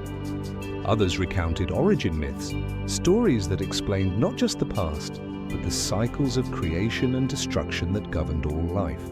To the Spanish, who sought to dismantle Aztec religion and impose Christianity, these books were dangerous relics. But what exactly was lost within them? Some scholars speculate that Aztec codices contained advanced mathematical systems, perhaps even pre-Odin understandings of zero and positional notation. Others believe they held deep medicinal knowledge compiled over centuries of herbal and holistic practice. Still others wonder if records of earlier migrations, older civilizations, or even natural disasters were preserved in their pages, stories that might connect the Aztecs to distant ancestors or forgotten lands. Were there codices that documented the origins of the Mexican people before they arrived at Lake Texoco? Were there scrolls that detailed contact with other cultures across the continent, or perhaps beyond? And what of prophecy? The Aztecs believed in cycles of time, suns that rose and fell, ages that ended in fire, flood, or famine. According to some interpretations, the arrival of the Spaniards coincided with the end of one such cycle, an era prophesied in their sacred texts. Did the codices predict their own destruction? Were their warnings painted in crimson ink, long ignored or misinterpreted? There are further layers to the mystery. Some suggest that not all codices were lost. Stories persist quietly, cautiously of codices hidden by Aztec priests or loyal scribes during the conquest, secret chambers sealed in mountain temples, bundles of painted pages buried beneath ceremonial platforms, even whispers of descendants preserving oral interpretations of lost books, generation after generation. Others speculate that some codices may have ended up in private European collections, mislabeled, misfiled, or forgotten in dusty archives. With glyphs misunderstood or ignored by 16th century scholars, such texts may lie unread even today, tucked away in vaults beneath cathedrals or castles. Of course, much of this remains speculation, but it raises a powerful question. What if we've underestimated the depth and complexity of Aztec knowledge? What if their coats represented a worldview that fused science, spirit, and state into a singular, holistic understanding of the universe? One that we've only barely glimpsed. The conquest ended an empire, yes, but the burning of the coats ended something even more profound. A direct line into the Aztec mind. And so we look back not just at what was destroyed, but at what remains to be rediscovered. If even one lost codex were to resurface, intact and untranslated, what would it reveal about the world that existed before 1521? About the stars, the seasons, the soul. What wisdom was silenced in smoke and fire? And might some of it still be waiting? In stone, in song, or in hidden pages no one has yet dared to read. Beneath the stone vaults of forgotten libraries, beneath dust-laden scrolls and worm-eaten tomes, whispers remain of maps that once charted the ancient world. Not the medieval kind, distorted with sea monsters and allegories, but maps born of observation, travel, and deep experiential knowledge. Maps now lost to time. In the heart of the ancient Mediterranean, where Phoenician sails skimmed across azure waters and Greek triamis braved the wide open sea, there existed a tradition of maritime exploration and geographic understanding far richer than what survives today. The world these navigators knew stretched beyond the Pillars of Hercules into the Atlantic, down African coasts, and possibly much further than most modern textbooks dare to suggest. And yet, where are their charts? The ancients spoke of them. The great geographer Strabo referenced early map makers. Herodotus in his histories hinted at geographic knowledge inherited from earlier cultures. Even Plato in his dialogues referred to voyages beyond familiar lands. Voyages, he claimed, were remembered in Egyptian temples, inscribed in ancient records long since lost. But actual surviving maps from this era, almost none. What happened to the knowledge of the sea kings of Carthage or the detailed logs of Greek explorers who measured coastlines by the sun? What of the mariners of Minoan Crete who sailed the Iron centuries before Homer, or the famed journey of Pythus of Massalia, who claimed to have reached the icy seas near the Arctic Circle in the 4th century BC? Pythus's writings are particularly intriguing. He described Thule, a mysterious land far to the north, where the sea turned sluggish and the sun barely set in summer. His original manuscript has vanished. What we know comes only through scattered references in later Roman sources, some of which dismissed his claims as fiction. But was Pytheas exaggerating? Or was he reporting something real drawn from first-hand observation, perhaps even with a map in hand? The silence surrounding ancient Mediterranean segraphy is especially puzzling when we consider the sophistication of other aspects of ancient science. The Greeks calculated the Earth's circumference with surprising accuracy. The Phoenicians built long-range ships capable of circumnavigating Africa. According to Herodotus, they may have done so centuries before the age of European empires. The Egyptians developed early surveying techniques, and yet the geographic records that would logically accompany these achievements are gone. Could they have been destroyed? Perhaps. Fires like those that consumed the Library of Alexandria wiped out countless scrolls. Wars and conquests erased the archives of rival civilizations, and knowledge not copied onto durable materials such as papyrus or parchment would have quickly decayed in the Mediterranean's humid climate. But what if these maps weren't merely lost? What if some were deliberately erased? Consider the power of maps. They are not just tools of navigation, but instruments of authority. To possess a map is to control perception. It defines what is known, what is claimed, and what is hidden. In a world of rival empires, where trade routes meant power and uncharted coasts promised untapped wealth, geographic knowledge was a strategic asset. Did conquering powers suppress rival maps to control narratives of exploration? Did later historians reshape or erase knowledge that didn't align with emerging political ideologies or theological doctrines? It's a possibility that cannot be ignored. Some have pointed to anomalies in surviving ancient maps as potential echoes of older lost knowledge. The Piri Reis map, drawn in 1513 by an Ottoman admiral, famously shows parts of the New World and a fragment of Antarctica long before its discovery in the modern era. The map's creator claimed to have compiled it using older sources now lost. Could some of those have been ancient Mediterranean in origin? The idea is controversial, often veering into fringe territory, but it raises a compelling question. How much of the ancient world's geographic understanding has simply vanished from our view? Fragments remain. The Paraplus of the Arthurian Sea, a Greco-Roman maritime guide, offers clues to Indian Ocean trade routes. Roman road maps like the Tabula Putin survive in copy form, depicting a vision of the known world stretched along arteries of travel. But these are late documents shaped by the ambitions and limitations of empire. They do not reflect the full scope of earlier independent exploration. And then there are the carved inscriptions, the harbour installations, the ancient lighthouses that still stand on remote shores, silent testaments to a maritime legacy now missing its blueprint. Who were the true map makers of the Bronze Age? Did they chart not only coastlines but ocean currents, wind patterns and seasonal tides?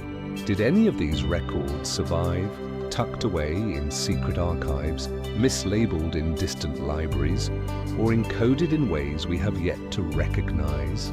Perhaps some knowledge was preserved orally, transmitted through maritime guilds, temples, or secret societies. Perhaps clues linger in myth, in tales of sunken lands, of long journeys west and east, of lands beyond the known sea. Or perhaps the maps are still out there, not in the familiar places, but buried beneath ancient ruins, sealed in shipwrecks beneath silt and salt, or held in private collections yet to be revealed. The Mediterranean once cradled the world's most advanced seafaring cultures. It birthed astronomers, philosophers, and engineers who looked not only to the stars, but to the horizon and beyond. So what did they see? And what stories lie just beyond the edge of the map, waiting to be drawn once again? The ocean stretches endlessly across the horizon, a glistening mirror of sky and wave. In the heart of the Pacific, where winds whisper across coral atolls and volcanic islands rise like emerald jewels from the sea, the story of humanity takes an astonishing turn. Here, across 1/3 of the planet's surface, the ancient Polynesians built a vast network of navigation, language and memory without the use of maps, compasses, or written texts, and yet their early history remains curiously elusive. From the shores of Samoa and Tonga to the peaks of Hawaii and the remote cliffs of Rapa Nui, Easter Island, the Polynesian world is one of remarkable achievement. These seafarers traversed thousands of miles of open ocean in double-hulled canoes, guided only by stars, ocean swells, bird migrations, and cloud patterns. Their voyages stand as one of the greatest feats of exploration in human history. But how did it begin? Mainstream archaeology dates the origins of Polynesian migration to roughly 1500 BC, emerging from earlier Aranesian cultures in Southeast Asia. Over time, they pushed eastward through Melanesia, into the uninhabited Central Pacific, eventually settling nearly every habitable island in the region. By 100,000 AD, they had reached as far as Aroa, New Zealand. However, the timeline is far from settled. New findings suggest that the Polynesians may have reached remote islands much earlier than previously believed. Radiocarbon dating in places like the Marquesas, the Society Islands, and the Cook Islands sometimes contradicts established chronologies, and the absence of early written records means much of this history is reconstructed through oral tradition, fragmented artifacts, and evolving genetic evidence. Could the story of their migrations be older, much older than we currently think? One of the most persistent mysteries lies in the speed and precision of their movements.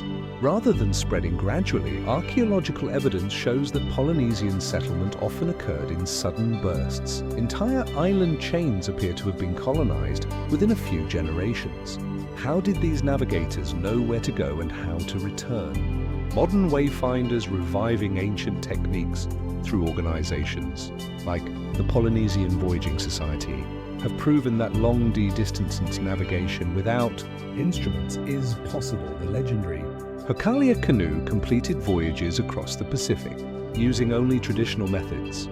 But that knowledge was nearly lost, preserved only in isolated communities and passed down through fragile oral teachings. What else might have been forgotten? Legends tell of Hawaii, the ancestral homeland from which all Polynesians are said to descend. It is described as a spiritual origin, a real place, and a lost land all at once. Some say it lies west of Tahiti. Others believe it may have been multiple places, part of a broader memory of migration. But no archaeological site has ever been definitively identified as Hawaii. Could this be a memory of a now submerged island or coastal region? Or a coded way of remembering multiple stops along a generational journey? Even more intriguing are the genetic and linguistic traces pointing to contact beyond the Pacific. Sweet potatoes native to South America have been found across Polynesia, dating to centuries before European contact. The word for the plant kumara is nearly identical in both Quechua and Polynesian languages. Chickens likely of Polynesian origin have been discovered in archaeological sites along the coast of Chile. Did Polynesians reach the Americas long before Columbus? Mainstream scholars cautiously accept the possibility of trans-Pacific contact, but debate the extent. Some argue for accidental drift voyages. Others suggest deliberate exploration, voyages to foreign lands whose stories may have been preserved in chants, myths, or names long since misunderstood. If they did reach the Americas, what else might they have brought back besides plants and animals, stories, tools, knowledge of other peoples? More speculative voices proposed that Polynesian navigators possessed an advanced understanding of the heavens and earth encoded in the structures they built and the routes they followed. The star compass used by traditional navigators is a mental map of the night sky passed down through generations. Some have suggested that megalithic sites, such as the Ayu and Moai of Rapa Nui, reflect not only religious beliefs, but astronomical alignments and navigational systems. And yet much of this knowledge has been silenced. The arrival of Europeans in the Pacific brought disease, colonization, and forced religious conversion. Oral traditions were suppressed. Sacred chants and stories were banned. navigation schools vanished. The memory of ancient routes, names, and meanings began to fade. What might have been lost in that silence? Today, researchers and Polynesian cultural leaders are working to recover what they can, but gaps remain. Entire centuries unaccounted for, migrations that lack context, and names that appear on one island but not another. Where are the early records of these voyages? Did they once exist in song, in carvings, in woven patterns, or sacred stones, now lost to erosion, colonization, or the erosion of time itself? Could some of these stories still live, encrypted in oral traditions awaiting reinterpretation? Or perhaps they lie buried beneath layers of volcanic ash and jungle, waiting to be uncovered, not just with tools, but with open minds. The Pacific is vast, its secrets are patient. And somewhere beyond the horizon, perhaps the true beginning of Polynesian history still floats on the wind, in the waves and in the stars. The Sahel stretches in golden silence beneath the unrelenting sun. A vast transitional band between the Sahara to the north and the lush forests to the south. Dust lifts gently from the wind, curling over ancient trade paths once traveled by camel caravans. Here, buried under centuries of shifting sand and forgotten time, lies a shadowed memory of empires older than history dares to recall. Most know of the Mali Empire of Mansa Musa and his fabled pilgrimage to Mecca in the 14th century. His golden caravans, dazzling cities along the way. His wealth became legendary, echoing through the courts of Europe and Arabia. But long before Mali rose to prominence, before even the great city of Timbuktu became synonymous with knowledge and gold, there were others, empires whose names flicker like dying embers in oral traditions. Ouagadougou, Ghana, Tchet. Civilizations that once commanded rivers of trade, forged tools of iron, and governed through systems lost to the written word. What happened to them? The Ghana Empire, not to be confused with the modern nation, flourished from around the 6th to 13th centuries AD. Its capital, Kumbisala, was said to be a city of stone and bustling markets housing thousands. Arab geographers like al-Bakri described its splendor, its royal court, and its control over trans-Saharan trade routes that carried salt, gold, ivory, and even enslaved people. Yet the empire left behind no known written records of its own. What we know comes through the filter of foreign travelers and fragmented archaeology. And Ghana itself, scholars say, did not appear out of nowhere. What empires came before? Some researchers point to the mysterious Tchet culture, a complex civilization that thrived in present-day Mauritania as early as 2000 BC. The people of Tchet built hundreds of stone settlements, complete with granaries, livestock enclosures, and social hierarchies implied by burial practices. Their architecture predates the pyramids of Maro and the great stone cities of southern Africa. Yet they vanished, no writings, no known reason. Did the desert consume their cities? Did climate change drive them southward? Were they absorbed into later cultures, becoming the seed from which empires like Ghana and Mali would one day grow? The deeper we look into West Africa's past, the more it begins to resemble a tapestry with large, tantalizing gaps. Oral traditions still preserved among Go. The revered storytellers and genealogists of the region speak of powerful rulers, long migrations, and ancient battles. But these stories shift over generations. Names change, dates blur, and without written chronicles to anchor them, they remain suspended in uncertainty. Why were so few records kept? This is not to say literacy was absent. The famed libraries of Timbuktu once housed tens of thousands of manuscripts, many of them centuries old, written in Arabic, Fani, and Shanghai. These works covered theology, astronomy, medicine, and law, proving that written culture thrived in parts of West Africa. But what about the centuries before these libraries? What about the kings of Ghana or the lords of Tit? Some speculate that written texts did exist, perhaps on scrolls, wood, or leather, but were destroyed through conquest or faded into dust with time. Others suggest that political upheaval during the rise of Islam in the region led to the selective preservation of certain histories, while others, particularly those rooted in indigenous belief systems, were left to fade or were actively suppressed. Could the early histories of Africa's forgotten empires still lie hidden beneath the sands or sealed inside the undeciphered symbolism of megalithic sites? Consider the megaliths of Senegal and the Gambia, standing stones arranged in circles and rows, many dating to over 1,000 years ago. Their purpose remains a mystery. Were they burial markers, astronomical tools, sites of political or ritual significance? More enigmas emerge in the archaeological record. iron-smelting furnaces appearing suddenly in Nigeria and Niger, predating the Iron Age in Europe by centuries. Urban centers that rose and fell without clear links to one another, suggesting regional complexity that historians are only beginning to understand. Could it be that the story of West Africa's early empires has been obscured not just by time and erosion, but by the lenses through which history has traditionally been told? European colonial narratives often portrayed Africa as a continent without history, a myth long discredited, but whose legacy still lingers in how records are interpreted and prioritized. Written texts have long been favored over oral accounts, monumental architecture over transient structures, alphabetic scripts over symbolic systems. What if some of the missing history survives? Not in lost scrolls, but in songs, in ritual, in the memory of families whose ancestors once ruled over lands now forgotten. What if somewhere in a remote village or crumbling archive, a clue still exists? A genealogy, a fragment of inscription, a stone monument that holds the name of a king erased from collective memory. The wind moves across the Sahel again, scattering grains of sand across an ancient path no longer marked on any map.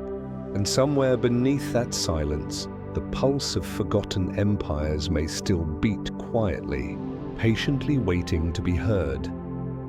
In the dense jungles of Cambodia, where banyan roots weave through crumbling sandstone, and the hum of seekers rises like a chorus of forgotten voices, the ruins of Anor slumber beneath a heavy green canopy.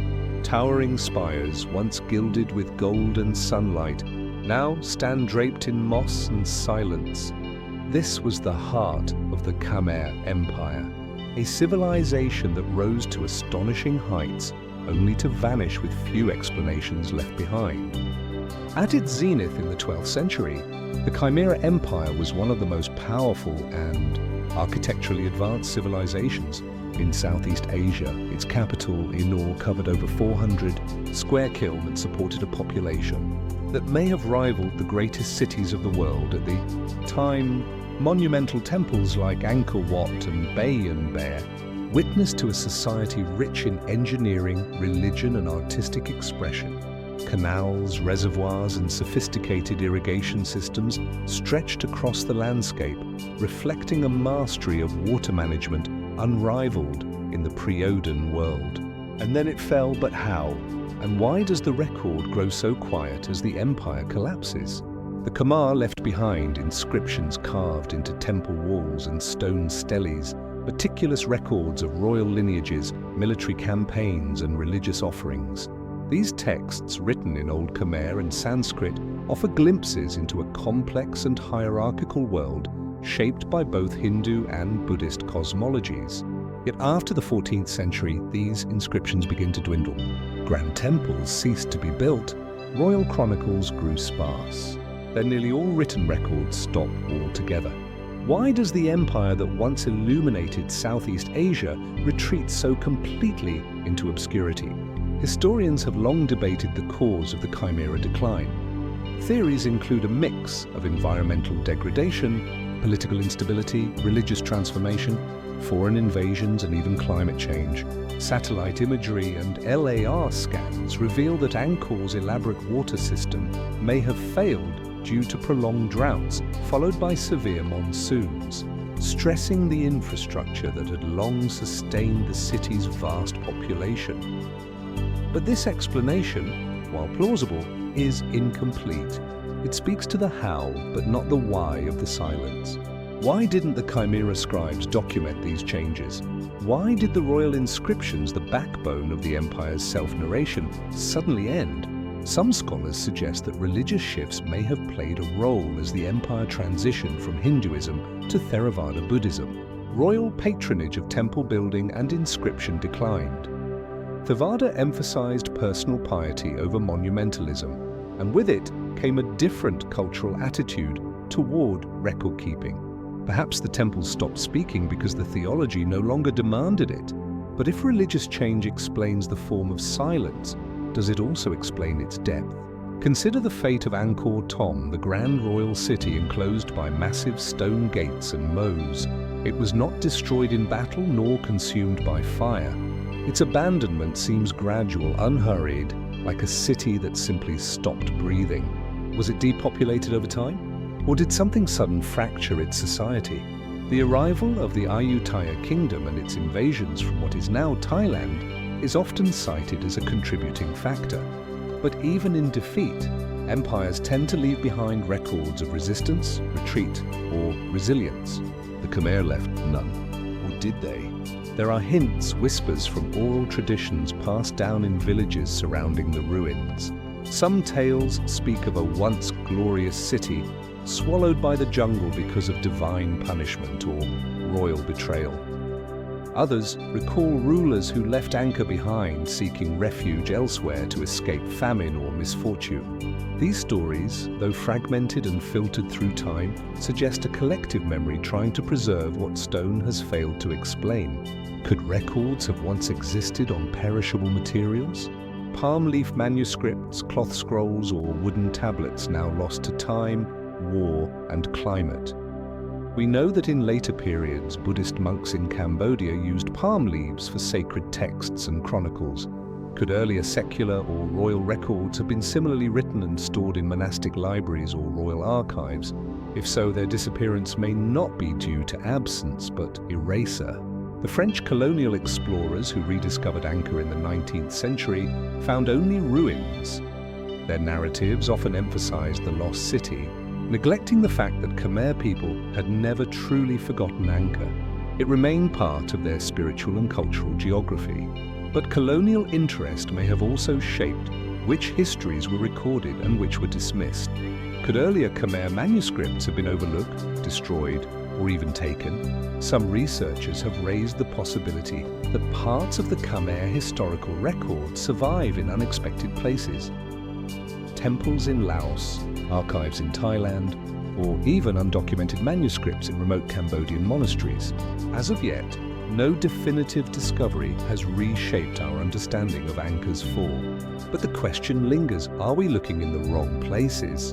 And then there are the more speculative voices. Some claim that the Khmer elite abandoned Angkor as part of a planned migration, preserving their knowledge and power in new cities, perhaps far from the reach of invaders or failing infrastructure. Others suggest that internal collapse, political or spiritual, led to a decision to erase the past, to sever ties with the very symbols of empire that once defined them. Could a kingdom that built Enor Wat, aligned with the stars, adorned with thousands of boss reliefs, have turned its back on its own memory? The jungle has reclaimed many of Angkor's secrets. Trees split walls, roots push through foundations. What was once a center of the world now lies in near silence. But the silence isn't empty. It invites us to listen more closely to the traces left behind in art, in landscape, and faint inscriptions weathered by time. It asks us to reconsider the nature of collapse, not as a single event, but as a slow forgetting, a quiet retreat into shadows. What happened in those final decades? Where did the last scribes go? And might some part of their story, written in wood, whispered in ritual, buried in stone, still be waiting to be found? Under the blazing sun of the Australian outback, time stretches thin. Red ochre cliffs tower over silent deserts. Ancient eucalyptus trees cast shadows across scorched earth, and carved into the rocks etched by hands that may have moved here over 60,000 years ago are symbols, stories, maps of memory. This is one of the oldest continuous cultures on Earth, and yet much of its history is missing. Before colonization, the Aboriginal peoples of Australia held entire encyclopedias of knowledge, not in books, scrolls, or stone inscriptions, but in song lines, oral narratives passed down through generation after generation. These stories did more than tell of ancestors or gods. They encoded geography, astronomy, agriculture, law, kinship, and cosmology. A song could guide you across deserts from waterhole to mountain to river, marking thousands of kilometers without a single written word.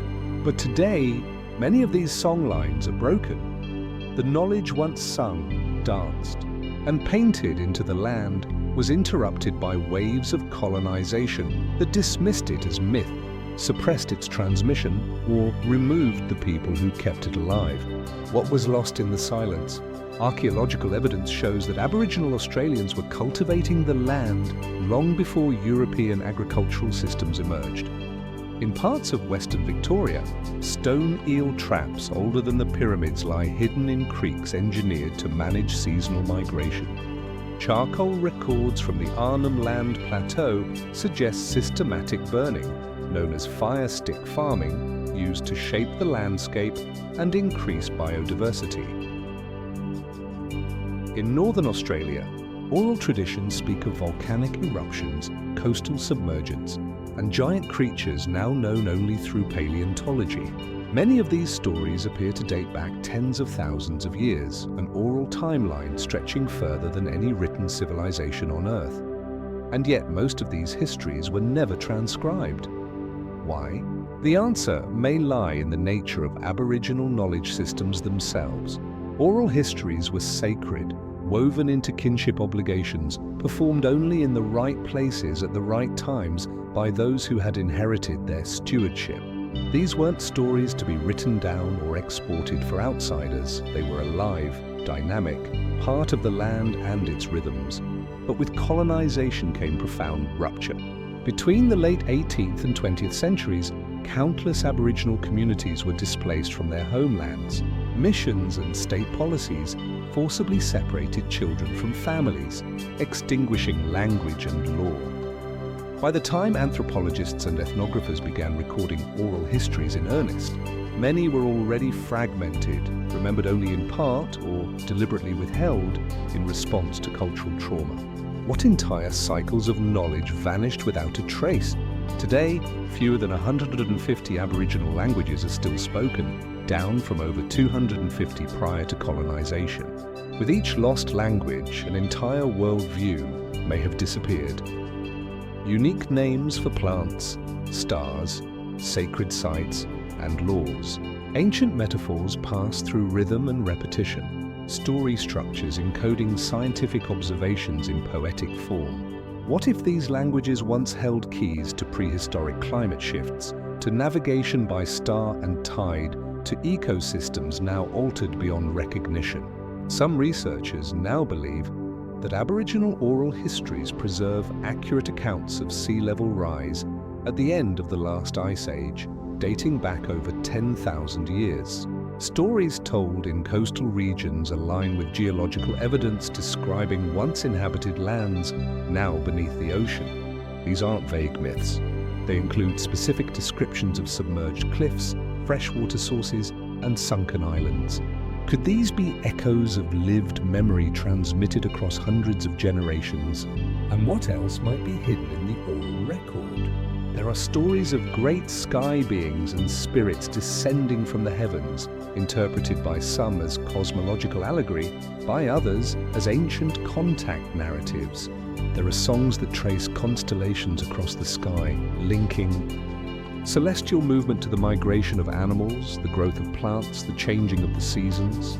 There are cave paintings of beings with elongated limbs, oversized eyes, and non-human forms, known in some traditions as the Mimi spirits, or Neina. Are these spiritual archetypes or faded memories of encounters long forgotten? Most academics tread carefully here, respecting cultural sensitivity and the limits of external interpretation, but still the questions linger. Why do similar motifs appear in the oral histories of peoples separated by vast distances?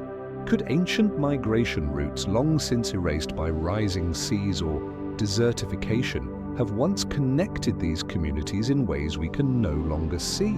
Some Aboriginal elders describe deep time not as a distant past, but as something present, alive, accessible through ceremony and place. In this view, history is not linear, it's layered, and perhaps that's what Western history has struggled to grasp, that the past wasn't lost, only hidden in plain sight. But even so, how much has been severed? Early colonial records are filled with tragic irony. explorers dismissing Aboriginal people as primitive, even as they crossed vast landscapes with uncanny accuracy.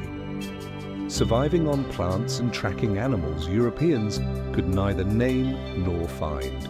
These same explorers walked past rock art galleries older than any known European structure, unaware they were stepping over sacred archives. What if they had listened? Today, efforts are underway to preserve and revitalize what remains. Linguists and indigenous communities collaborate to document endangered languages. Elders pass on songs and stories to younger generations. Digital mapping projects are reconnecting people to their songlines, their landscapes, their cosmologies. But even with this resurgence, gaps remain. Entire histories lost before they could be recorded, absorbed by centuries of silence and systemic eraser. What lived experience was once encoded in chants, now forgotten? What astronomical knowledge was once embedded in rhythms that no longer echo? And what truths buried in land, in memory, in the unspoken are still waiting to be rediscovered? Perhaps somewhere in the red earth of a forgotten trail, or in the shadow of a sacred mountain, a fragment still lingers, not in books or archives, but in the wind, in the stars, in the dreaming of a land older than time itself. And so as the echoes of ancient songlines faded into the red dust of Australia, we turn our gaze northwest, beyond the cradle of the Fertile Crescent, high into the rugged plateaus and volcanic peaks of what is now Armenia. Here, between the Black and Caspian Seas, lies a land whose history stretches back to the Bronze Age and beyond, yet whose earliest chapters are shrouded in silence. In the shadow of Mount Ararat's snow-capped summit, valleys still cradle the ruins of early settlements. Stone foundations half buried beneath wind-blown soil, the carved lintels of temples swallowed by ivy, and petroglyphs etched into basalt that glint faintly in the morning light. Archaeologists have uncovered fragments of pottery painted with swirling motifs, obsidian arrowheads traded from distant sources, and the remnants of fortified citadels perched on rocky outcrops. Evidence of complex societies in the 3rd and 2nd millennia BC, yet written records from those earliest kingdoms are nearly non-existent.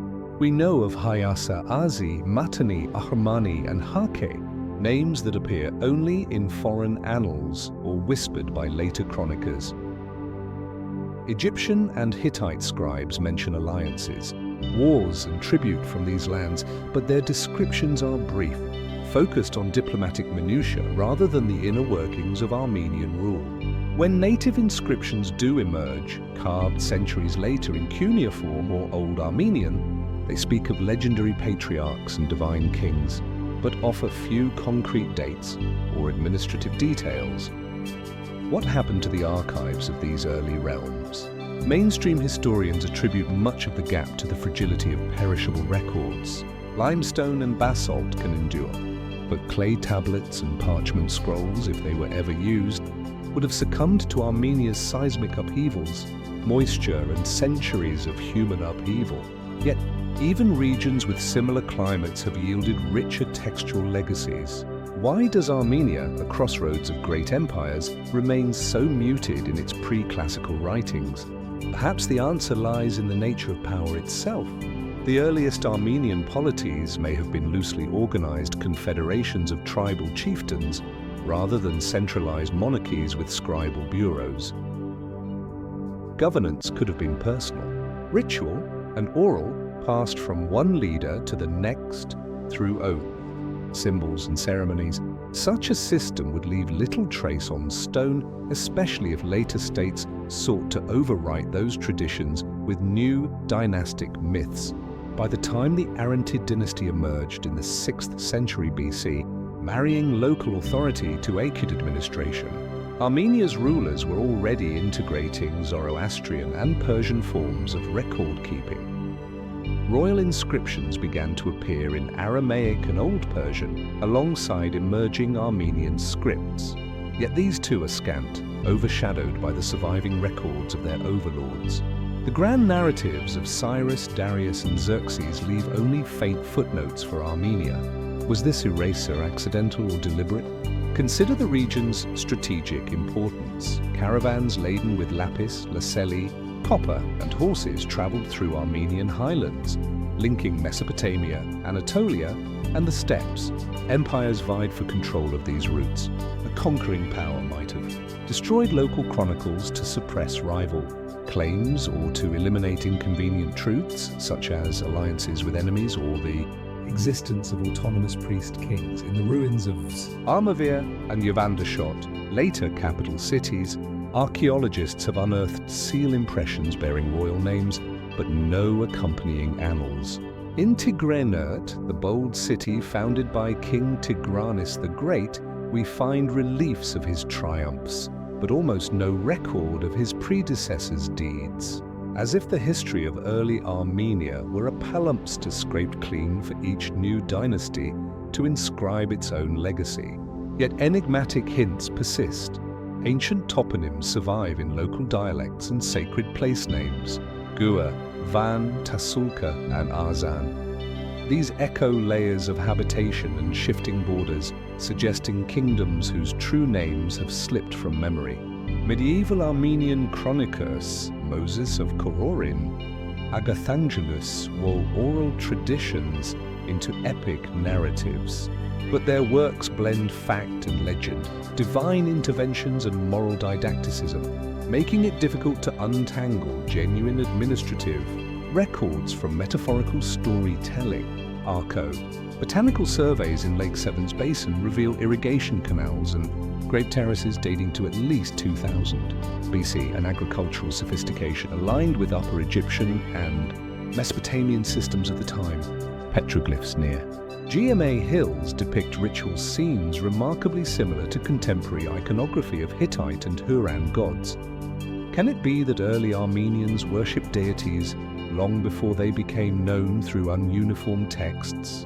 And did those beliefs get inscribed only to be erased by time or conquest? Fringe theories add another layer of intrigue. Some suggest that Armenian Asher, Truth, and Het investigation once formed a scholastic tradition, akin to the scribal schools of Sumer and Alam, preserved in secret monastic libraries hidden deep within the highlands. Others propose that lost texts lie buried beneath wind-eroded mounds, tells that haven't yet been excavated because they lie on modern infrastructure or across disputed borders. Could a trove of clay tablets sealed in a collapsed ziggurat of a forgotten Armenian city await rediscovery? What political treaties, agricultural manuals, or astronomical observations might they contain? And how might they reshape our understanding of Bronze Age connections between the Caucasuses and the Fertile Crescent? The questions multiply, each one a whisper lost in the tall grass of history.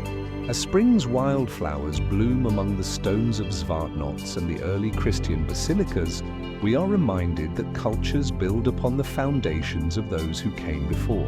Armenia's classical and medieval heritage, its manuscripts, churches, and kochkars, stand as a testament to a people who valued inscription, symbolism, and continuity.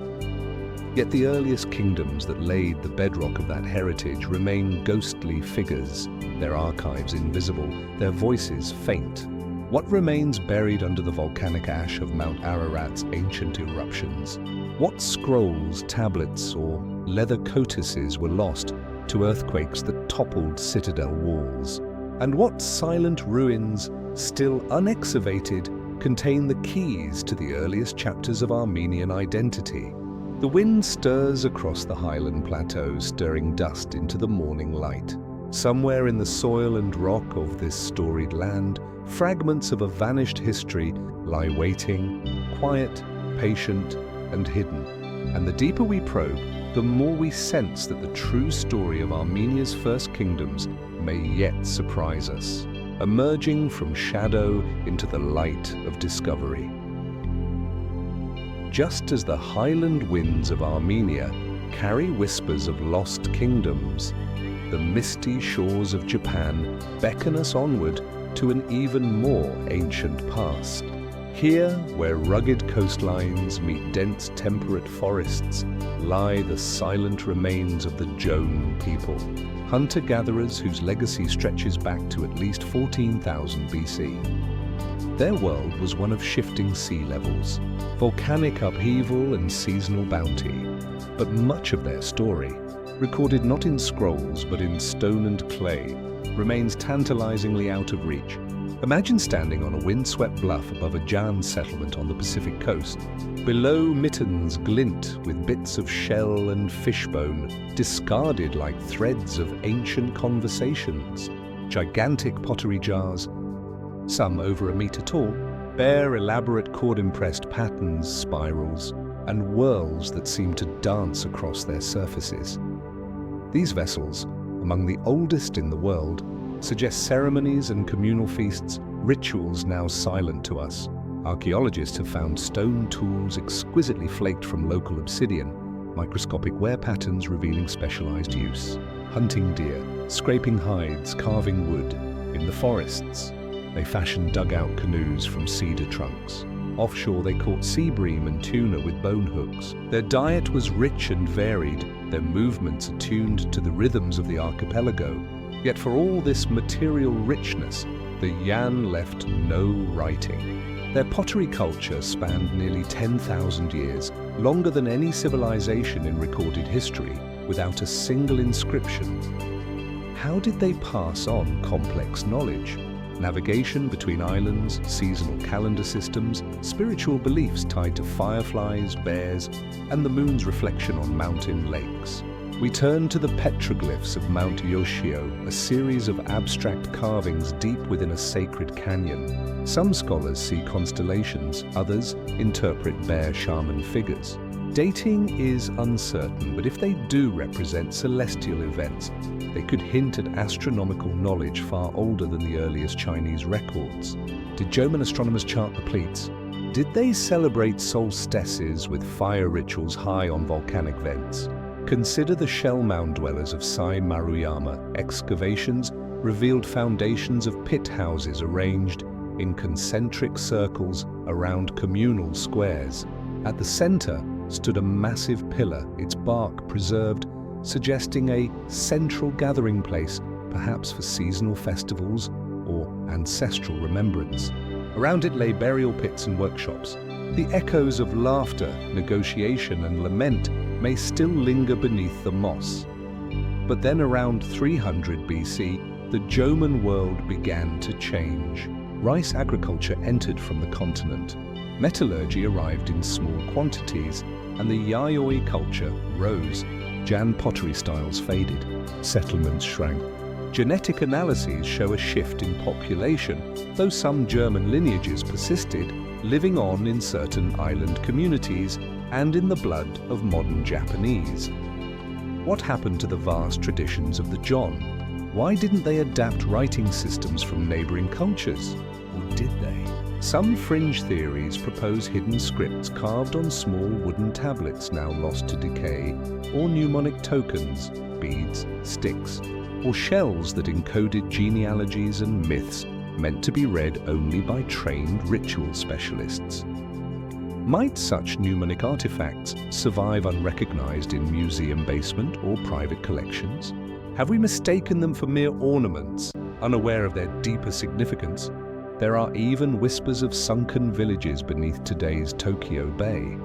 Jomon settlements flooded by rising seas at the end of the last ice age. Local legends tell of submerged stones that appeared during unusually low tides. Could divers discover intact hearths, storage pits, or decorated pottery in those drowned neighborhoods? And there is human memory itself.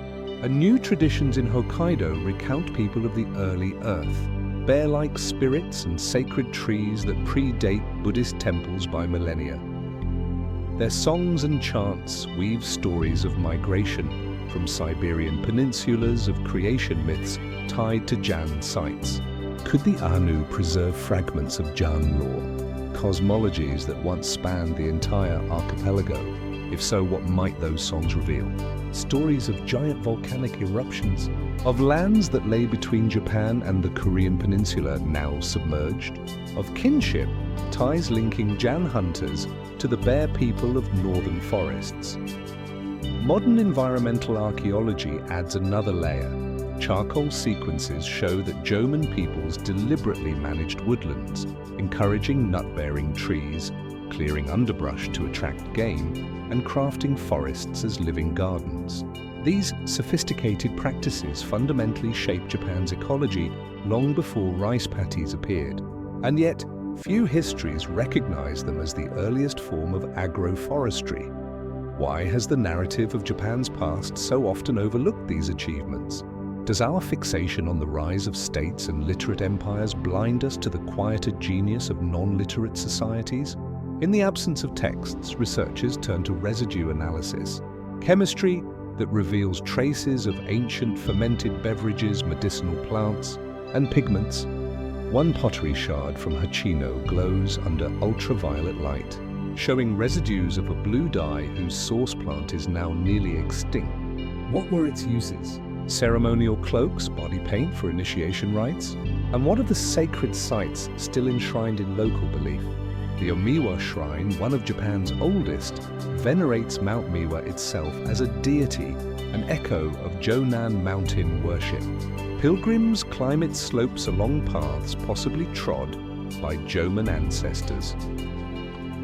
Could layers of ritual meaning embedded in holy stones and torii gates trace back across millennia?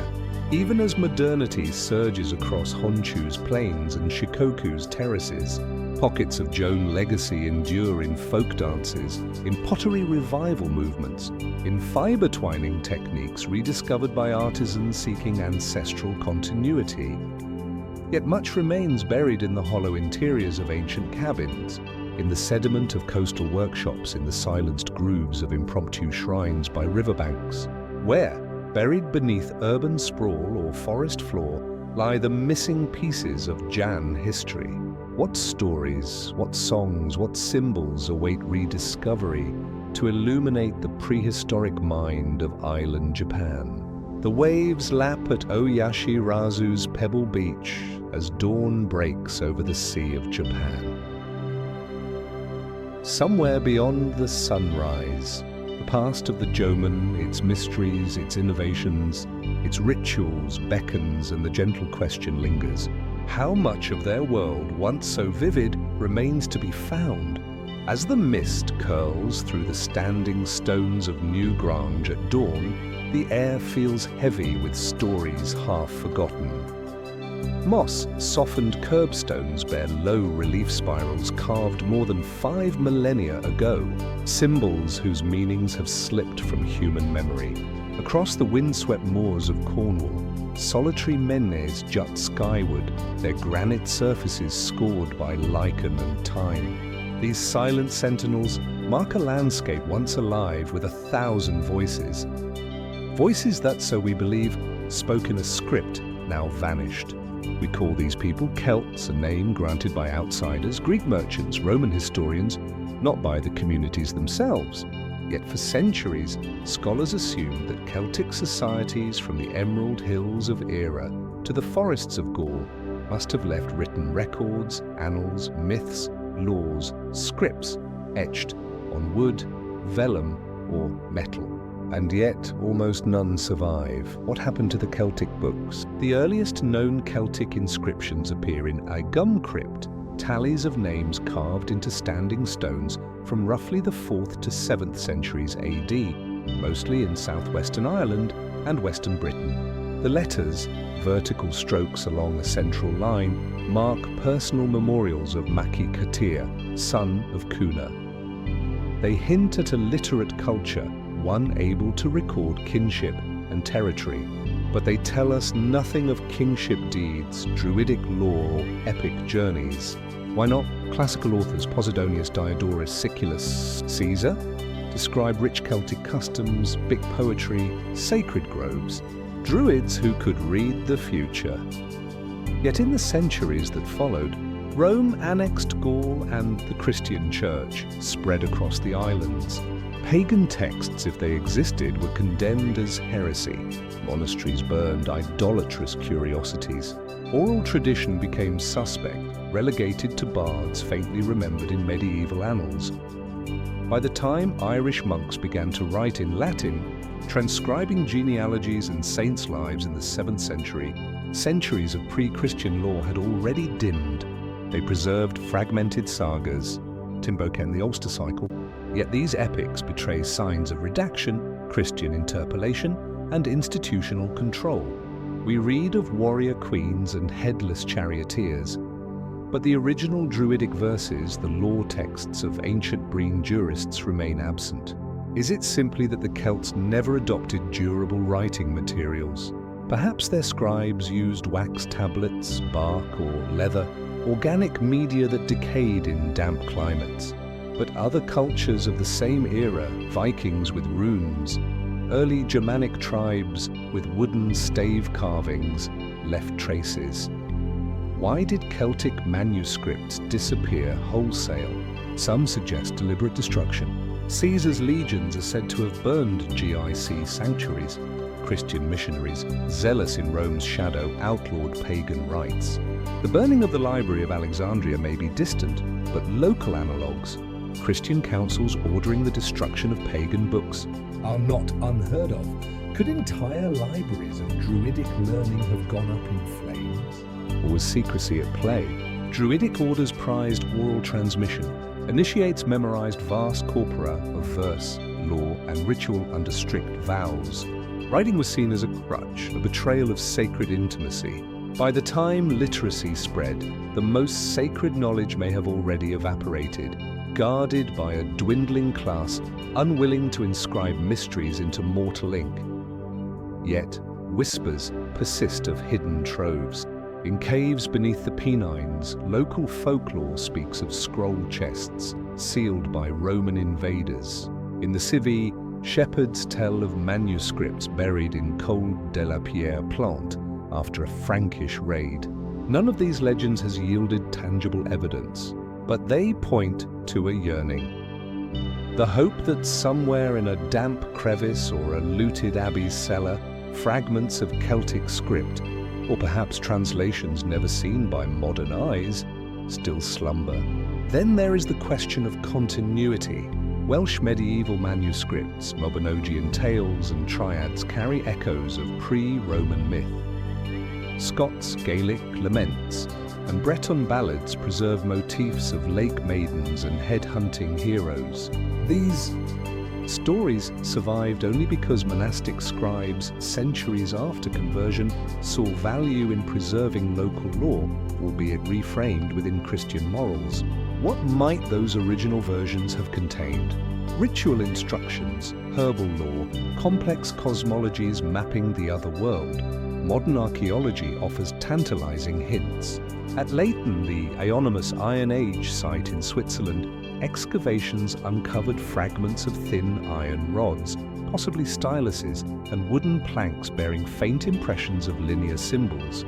Were these the tools of a praetor-writing system never fully developed into a script? Did Celts experiment with notation, counting livestock, tracking lunar cycles before abandoning the effort in favor of oral mastery? And linguistics raises further puzzles. The modern Celtic languages, Irish, Welsh, Breton, share roots in a common ancestor spoken before the Roman conquest. Yet reconstructions of Proto-Celtic rely heavily on comparative philology with other Indo-European tongues, not on direct inscriptions. How many unique grammatical structures, metaphors embedded in poetry, and rhetorical forms were lost simply because no one wrote them down? In recent decades, digital imaging has revealed Latin glosses in the margins of Celtic manuscripts, prayers, magical formula, perhaps remnants of pre-Christian spells.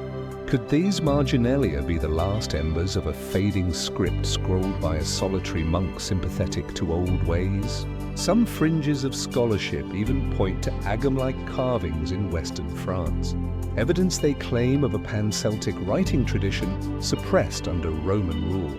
Mainstream experts remain skeptical, citing ambiguous rock markings and poor stratigraphic context. Yet the very debate underscores our uncertainty. Today, cultural revival movements in Brittany and Cornwall seek to reclaim lost languages and traditions. Stone organ plaques appear in village greens. Ceremonies echo reconstructed druidic rites. But without written records, reconstruction is necessarily speculative, a tapestry woven from frayed threads. What would we learn if even a single true Celtic manuscript, scroll, codex, or carved tablet were to emerge? Would it rewrite our understanding of Celtic lore, of their astronomical knowledge, of their philosophical conceptions of fate and honor? The answer remains elusive. Among the gnawed roots of oak trees and the lichen-clad tombs of chieftains, the Celts' own words have been silenced. Yet the stones themselves remember, if we have the patience to listen. And so we stand in silence beneath the slow arc of the sky, asking not where the Celts have gone, but where their words still linger, waiting to be heard once more. And as the wind's chills slipped from the granite monoliths of Celtic lands, our journey shifts southward across tropical forests, deserts and soaring peaks to the high Andes, where another ancient empire once flourished in remarkable silence. Far above the clouds, terrace fields cling to mountain flanks and narrow trails wind from village to village, remnants of a network that would become the backbone of the Inca realm. Yet for all the grandeur of Machu Picchu and Sacsayhuaman, the story of the Inca before their great mid-5th century ruler, Pachacuti, remains shrouded in mystery. Imagine standing on the rim of the Valley of Cusco as dawn's pink light gently illuminates the conical ritual building of Coraracha. Once the golden temple of the sun god Ini, it was the spiritual heart of early Inca society. Its stone walls cut so precisely that not even a knife blade can slip between the joints, still bear the faint echoes of offerings. Maize beer poured at the doorstep, bundles of cocoa leaves placed in niches, and the quiet hum of ancestral chants carried on the wind. This site was already sacred long before Inca. Power surged under Pachacuti's reign in the 1440s. Archaeologists have uncovered layers of earlier construction. Foundations laid by smaller polities known as the Kilka, and even older traces of Wari influence dating to around 600 AD. Yet the written chronicles of those formative centuries are all but lost. Unlike the Aztecs or Maya, the Inca left no glyphic scripts or codices. Instead, they recorded events, censuses, and histories through quipu, knotted strings of cotton and camelid fiber. By one estimate, the sprawling Inca administration employed thousands of Q-kamayaks, Q specialists who tied knots to represent numbers, concepts, and perhaps even narrative sequences. Spanish chroniclers like Polo de Ondado saw these devices but failed to comprehend their deeper meaning, dismissing them as mere accounting tools. What if the quipu held not just tax records, but epic sagas of royal lineages, epic battles and the deeds of early Sapa Inca imperial rulers? And what if thousands of quipus were intentionally destroyed or accidentally lost during the civil wars between Huáscar and Atahualpa, or in the chaos of Pizarro's conquest? Our understanding of the pre-Pachacuti era relies largely on 16th century Spanish accounts. Chroniclers like Garcilaso de la Hu drew on Inca informants long after their world had crumbled. They tell of Mco Capac and Mama Ocolo, mythical progenitors sent by Ini to found Cusco, of rulers who expanded the valley city into a confederation of tribes.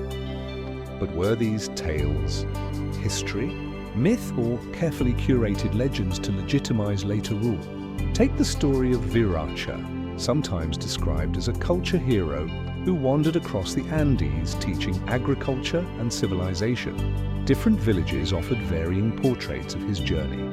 Some placed his temple at Tiahuanaco on the shores of Lake Titicaca. Others spoke of a floating god-king who sailed away to the Pacific. These conflicting narratives hint at regional traditions, that may predate Pachuqui's dynasty, perhaps tied to the Tiwanaku and Wari states that shaped Andean society centuries earlier. Yet no Tiwanaku or Warikapus have been definitively decoded. No scrolls speak of the political alliances between early valleys. We find ruins of administrative centers like Piccolo Acta near Cusco and administrative storehouses. Culk in the Sacred Valley, but little in the way of written or nodded chronicles to explain how these networks formed. Even monumental architecture hints at mysteries. The fortress of Ollantaybo bears multi-phase construction, its megaliths shifting from simple cyclopean walls to elaborate trapezoidal niches. Was this a reflection of evolving political power, of shifting religious practices, or of competing dynastic claims? Without records, we can trace stonework, but not the debates that shaped it. Then there are boundaries, hakas, sacred shrines that mark territorial limits. In sections of the high jungle, Spanish missionaries recorded Inca travelers visiting hakas to make offerings for safe passage. Were these hakas also waypoints in an unwritten roadbook encoded in quipu or oral instruction? How many early Inca routes, caravans of llamas and armies of llama silk-clad troops served as conduits for ideas, marriages and alliances that no text ever mentioned? Speculative theories suggest that a class of priest astronomers might have kept kendrical quipus recording solstices, eclipses, and omens in a system now irretrievable. Ethnoastronomy shows that Inca temples align precisely with rising celestial bodies. Coricancha's windows frame the June solstice sunrise. Windows at Inuatana and Machu Picchu mark the equinox. Could earlier observatories such as those on Sakai Juan's terraces have been part of a preachy astral network, documented only in perishable quipu patterns? The Spanish conquest dealt a final blow. Chroniclers proudly burned quipus and destroyed Indian manuscripts, eager to stamp out idolatry. Others misunderstood the devices, cutting away knotted cords to repurpose the fibers. By the turn of the 17th century, quipu use had become unofficial, relegated to a few remote provinces, and by the 18th century, quip kamayaks were gone. Today, scholars piece together fragments, quipu artifacts in museum drawers, colonial reports in dusty archives, the thin threads of oral legends recited by Ketwa elders. But each recovered quipu or recorded story raises new questions. How many different quipu styles existed? Were there narrative quipus with reading orders akin to pages of a book? And what of the quiz left behind in Inca penitentiary centers, used by clerks who chronicled colonial taxes in indigenous terms? In the terrace hills of Ontats graze where royal palaces once stood, in the stone courtyards of Pisac, visitors wander between fountains still fed by aqueducts first built by Prepacudi engineers. Beneath the pavement of modern Cusco, foundations of Quilqui neighborhoods lie unexcavated, and in the soft folds of the Sacred Valley, villagers still recount faint memories passed from one generation to the next of a world before the empire.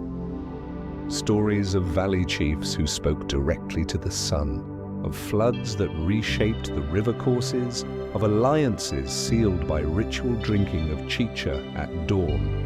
What might we discover if a container of cues were unearthed in a collapsed storehouse? If a cache of early Spanish chronicles were found in a private chapel's rafters? If an Olu elder's full song cycle preserving pre-Pachacudi law were recorded in its entirety? The stones may speak through their architecture, the valleys through embedded irrigation, and the lines of llamas through ancient roads. But the words remain missing, tied in knots we have yet to untangle. And so we end this chapter not with answers, but with a question. What hidden narratives of the early Inca before the Sun Empire reached its apogee under Pachacuti lie still bound in silence, waiting for the right mind to read their knots?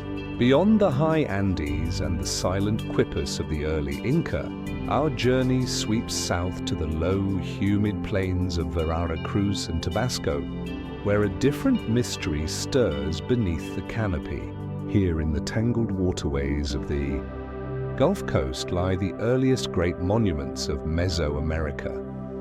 Colossal heads carved from single boulders of basalt, each more than 3 meters tall and weighing up to 20 tons. These are the Olmé colossal heads, sentinels of a civilization that emerged by 1500 BC and left few written traces of its own beginnings. Picture a misty morning at San Lorenzo, the oldest of the Olmé sites. Low mounds, once grand pyramid platforms, rise in the half-light. Between them, deep pits brim with water from ancient drains. Shards of fine jade and pottery glint among broken stelae. At the heart, enormous heads rest on stone benches, their flat faces gazing toward the marshes. Sculptors who fashioned these heads knew precisely how to transport and carve volcanic rock from their quarries, some 80 kilometers away, an astounding feat of logistics and engineering that demands organized labor and centralized authority. Yet who were they? Themek left no script, no codices, glyphs, or inscribed bone tablets that could tell us where they came from or what they called themselves. Our knowledge comes almost entirely from archaeological excavation and the limited mention of Tamoan Chan in later Maya and Aztec myth, a sacred place of origin. Mainstream scholars suggest the Olmé sprang from earlier archaic forager groups in the region, adapting to swampy environments and forming the first true state-level society in Mesoamerica. But direct evidence of their predecessors, those who laid the foundations of complex religious practices, maize agriculture and monumental construction remains frustratingly scarce. Were the Mech and indigenous evolution, or did they integrate influences from distant peoples? The material record hints at surprising connections. Artifacts of serpentine and greenstone, materials prized for their symbolic power, arrived from the Sierra de los Tuxtlas. Pottery styles evolved rapidly into distinctive Memech blue, suggesting shared cultural norms across multiple sites. At Lventa, massive mosaic pavements depict jaguars and feathered serpents, images that would echo in Maya iconography centuries later. Did these images emerge wholly within the Gulf Coast, or were they inspired by travel and exchange with highland peoples? Some speculate that early maritime routes along the Pacific coast may have carried ideas or even people from the Isthmus of Tehuantepec to Theme Heartland, Kudo, have navigated the coastal shelf linking Zapate or Mixi-Ziquan, speakers to burgeoning Olmé centers. These theories remain plausible but unproven, limited by the absence of seaward archaeological surveys. More controversial voices have proposed even broader connections, suggesting African or Asian influence on Mech art and engineering. Such ideas invoke ancient transoceanic contacts, but lack solid archaeological support. While intriguing, they risk overshadowing the genius of the Olmé themselves, a people who, without metal tools or wheels, quarried and transported massive stones, engineered drainage systems to manage seasonal floods, and created sophisticated iconography that shaped subsequent Mesoamerican beliefs. What of writing? The Cascadal block, an inscribed stone tablet found near Olmé ruins, bears characters that might be an early script dating to around 900 BC. Faintly incised symbols repeat in patterns that suggest syntax. If genuine, this block could be the earliest writing in the Americas, predating Zapotec and Maya glyphs. Yet its provenance remains debated, and without additional examples, we cannot decipher its content. Could the Memech have used perishable media, bark paper, wooden tablets, or woven cloth to record their histories, leaving only this singular stone glimpse? And if so, where are those documents now? Were they deliberately destroyed by invaders or lost to climate and decay in the humid tropics? Nearby settlements, Tresotis, Laguna de los Cerros, San Andreas offer tantalizing fragments, workshops where rubber balls were molded for ritual games, tombs containing jade masks, residential platforms indicating social stratification. yet none yield narrative records. It is as though the Olmec lived inside their art and architecture, embedding myth and memory into stone and water rather than ink and parchment. And what of their ritual practices? Cavern shrines across the region. Bell Island, Jawaka Oxtoitlan contain cave paintings of masked figures and jaguar priests. In one deep chamber, a human handprint next to a feline visage implies communion with spirit beings. Do these images predate the colossal heads forming a shamanic tradition that reached back to the Plebe? Or were they part of a deliberate continuity passed through generations via secret initiations? If the Mech inherited this sacred knowledge, should we seek it not in city centers, but in hidden caves and swampy groves where the boundaries between worlds blurred? The enigmatic absence of clearly written records has prompted some scholars to look for protoglyphs in carved stele, jaguar designs that might encode countrycal information, or repeating symbols that hint at clan names. But such interpretations are speculative, often vulnerable to confirmation bias. Without a Rosetta Stone of sorts, we cannot confirm whether these motifs once carried explicit linguistic meaning. Even so, the unanswered questions themselves carry power. How did the Olmec organize labor to move colossal heads, some weighing 20 tons, over unpaved terrain? What social or religious imperative drove such effort?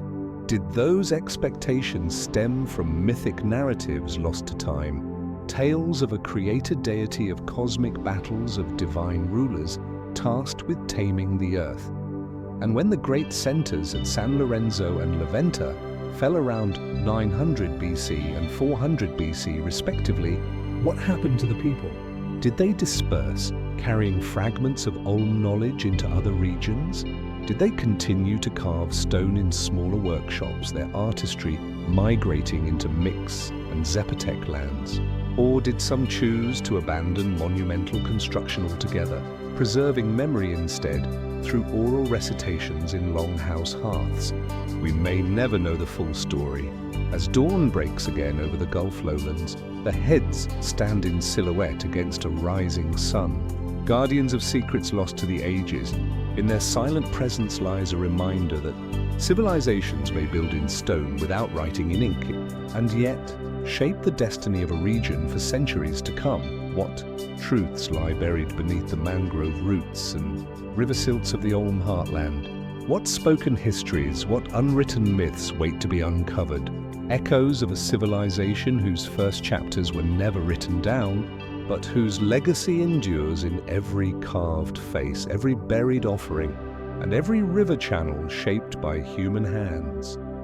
Just as Themec Head stands sentinel over the Gulf Coast's ancient mysteries, our journey now leads us across the Indian Ocean to the rolling hills of southeastern Zimbabwe, where another forgotten metropolis once rose without known chroniclers.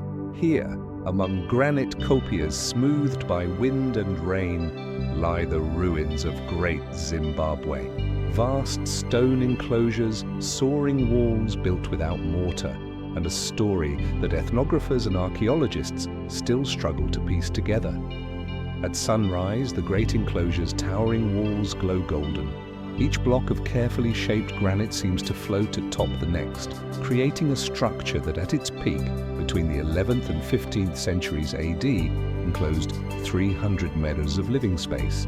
Inside, birds wheel overhead as goat herders traverse courtyard paths once trodden by kings, traders, and priestesses. Below in the valley, ancient cattle crows and evidence of terrace gardens hint at sophisticated agriculture sustained by worked water channels. Yet no carved stele record the names of those who built these walls. No royal annals chronicle the rise of the Mweni Mutapa rulers or their alliances with Swahili merchants along the coast. The trade in gold, ivory, and salt linked Great Zimbabwe to Kilwa and Sofala. But the city's own script, if it ever had one, has vanished entirely. How did such a monumental center larger than contemporary European towns leave so little in the way of written records? Mainstream scholarship attributes the absence of texts to the region's reliance on perishable media, bark cloth, wooden tablets, and leather scrolls that decayed in the tropical climate. Yet other African societies of the era, like the Ethiopian kingdoms, left manuscripts in stone churches and cave monasteries. Why did the builders of Great Zimbabwe not inscribe their achievements in more durable forms? Even more puzzling is the city's apparent lack of ritual monuments. Some copier shrines bear concentric stone circles and foundations of sacred huts. Local traditions speak of rain rituals conducted in hidden groves and of ancestors honored at particular stone altars. Could these sacred sites once held esoteric knowledge, songs, chants, water-fetching ceremonies that recorded genealogies and laws? If so, those oral traditions were eroded by centuries of displacement and colonial separation. Archaeological digs have uncovered Chinese coins from the Song dynasty and Persian glass beads, evidence of far-reaching trade. Yet the city's own voice remains silent. Did Muslim traders who documented their voyages in Arabic texts ever hear local legends of the city's founding? If so, those accounts have not survived in coastal archives. Some speculative theories propose that Great Zimbabwe was originally established centuries earlier, perhaps as early as 500 AD by hunter-gatherer groups transitioning to proto-ban life. Radioarbon dates from natural deposits near the hill complex hint at human activity, predating the commonly accepted founding. If true, then generations of builders refined construction techniques over half a millennium before the grand stone walls rose. But where are the stories of these early pioneers?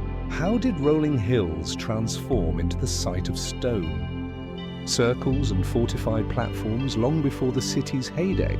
A few tantalizing rock art panels in Mobo Hills depict human figures and spiral motifs that resemble the pottery decorations of Great Zimbabwe. Could these carvings be memories of ancestral clans? Maternal chiefs whose lineage was later absorbed into the Muen-Mutapa dynasties? And if so, why did later rulers not honor those earlier traditions in public inscriptions?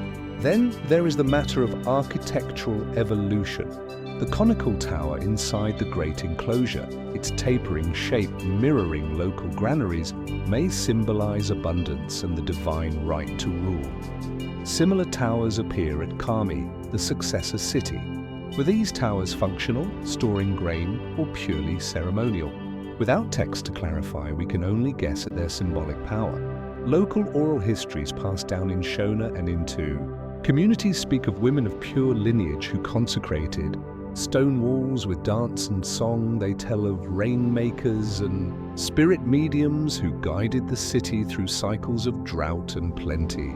Yet such stories were often suppressed or altered under colonial rule when missionaries labeled them pagan superstition. The result is a fragmented tapestry of memory woven with gaps too wide for certainty.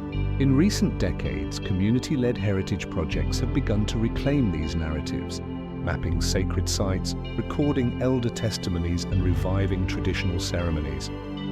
Still, the groundbreaking of farms and the expansion of modern roads threaten undiscovered ruins that might hold portable inscriptions or stone altars bearing petroglyphs. What if beneath an unexcavated mitten, archaeologists were to uncover carved wooden tablets coated in ochre, their glyphs erased by time? Or if beneath a cattle kraal they found lithic scarabs bearing iconography that linked Great Zimbabwe to ancient Egyptian or Nubian motifs, evidence of cultural exchange we have yet to recognize. Some fringe theories even propose that Great Zimbabwe's builders had knowledge of celestial alignments using the northern Eland constellation to time planting seasons and royal ceremonies. Astronomical studies of the hill complex's orientation show intriguing alignments with solstitial sunrise and sunset points. Was this by design?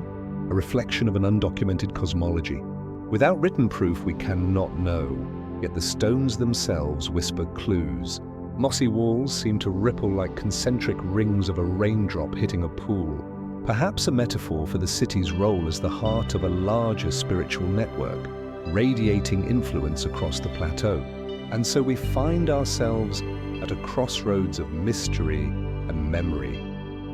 Great Zimbabwe's builders etched their legacy in stone, gold, and the landscape itself, yet left no scrolls to tell us their story in words. Their city speaks through the precision of its masonry, the remnants of its trade goods, and the echoes of ancestral chants. What histories lie buried beneath the Copia's granite bones? What voices remain unheard, inscribed only in soil, in shattered pottery, and in the shifting sands of time? And how much more of Great Zimbabwe's true story waits to be uncovered beyond the walls we see today?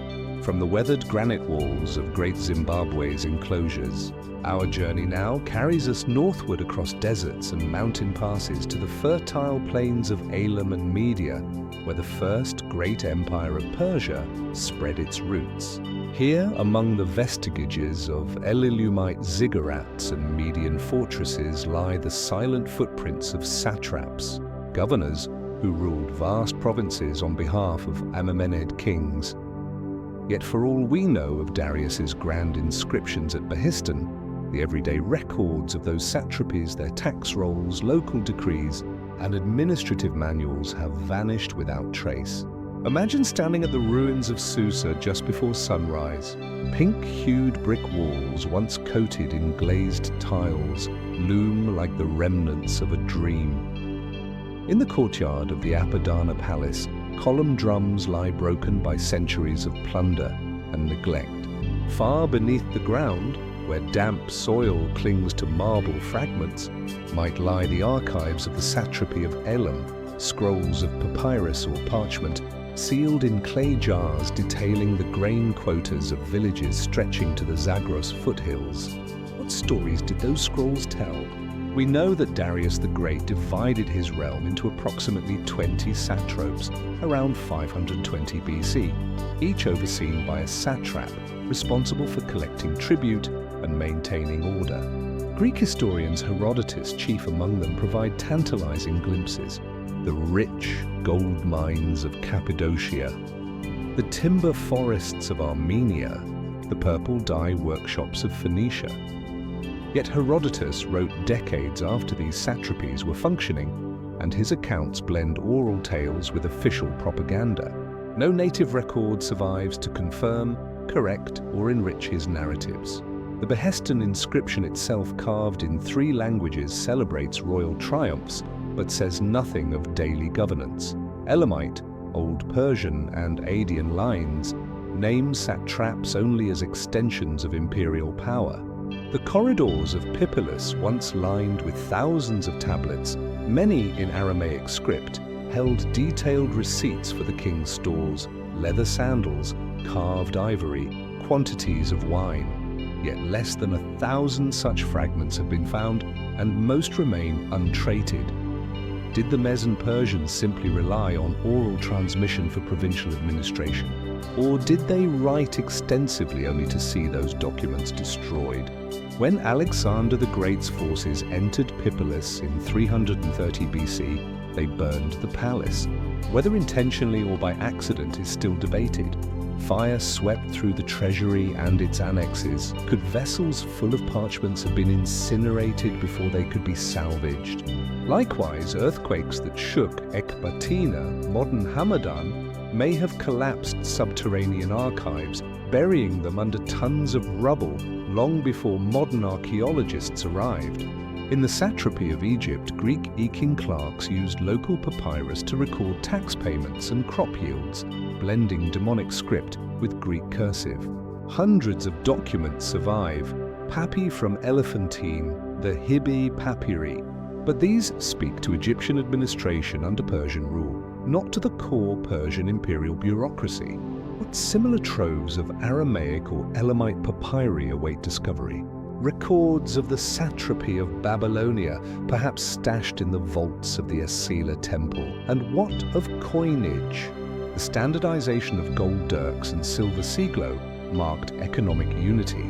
Yet minting records, ledgers of production, die designs, mint locations have not endured.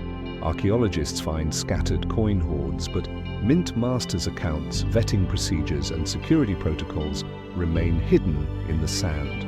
More enigmatic still are the silent borderlands of the eastern satrapies.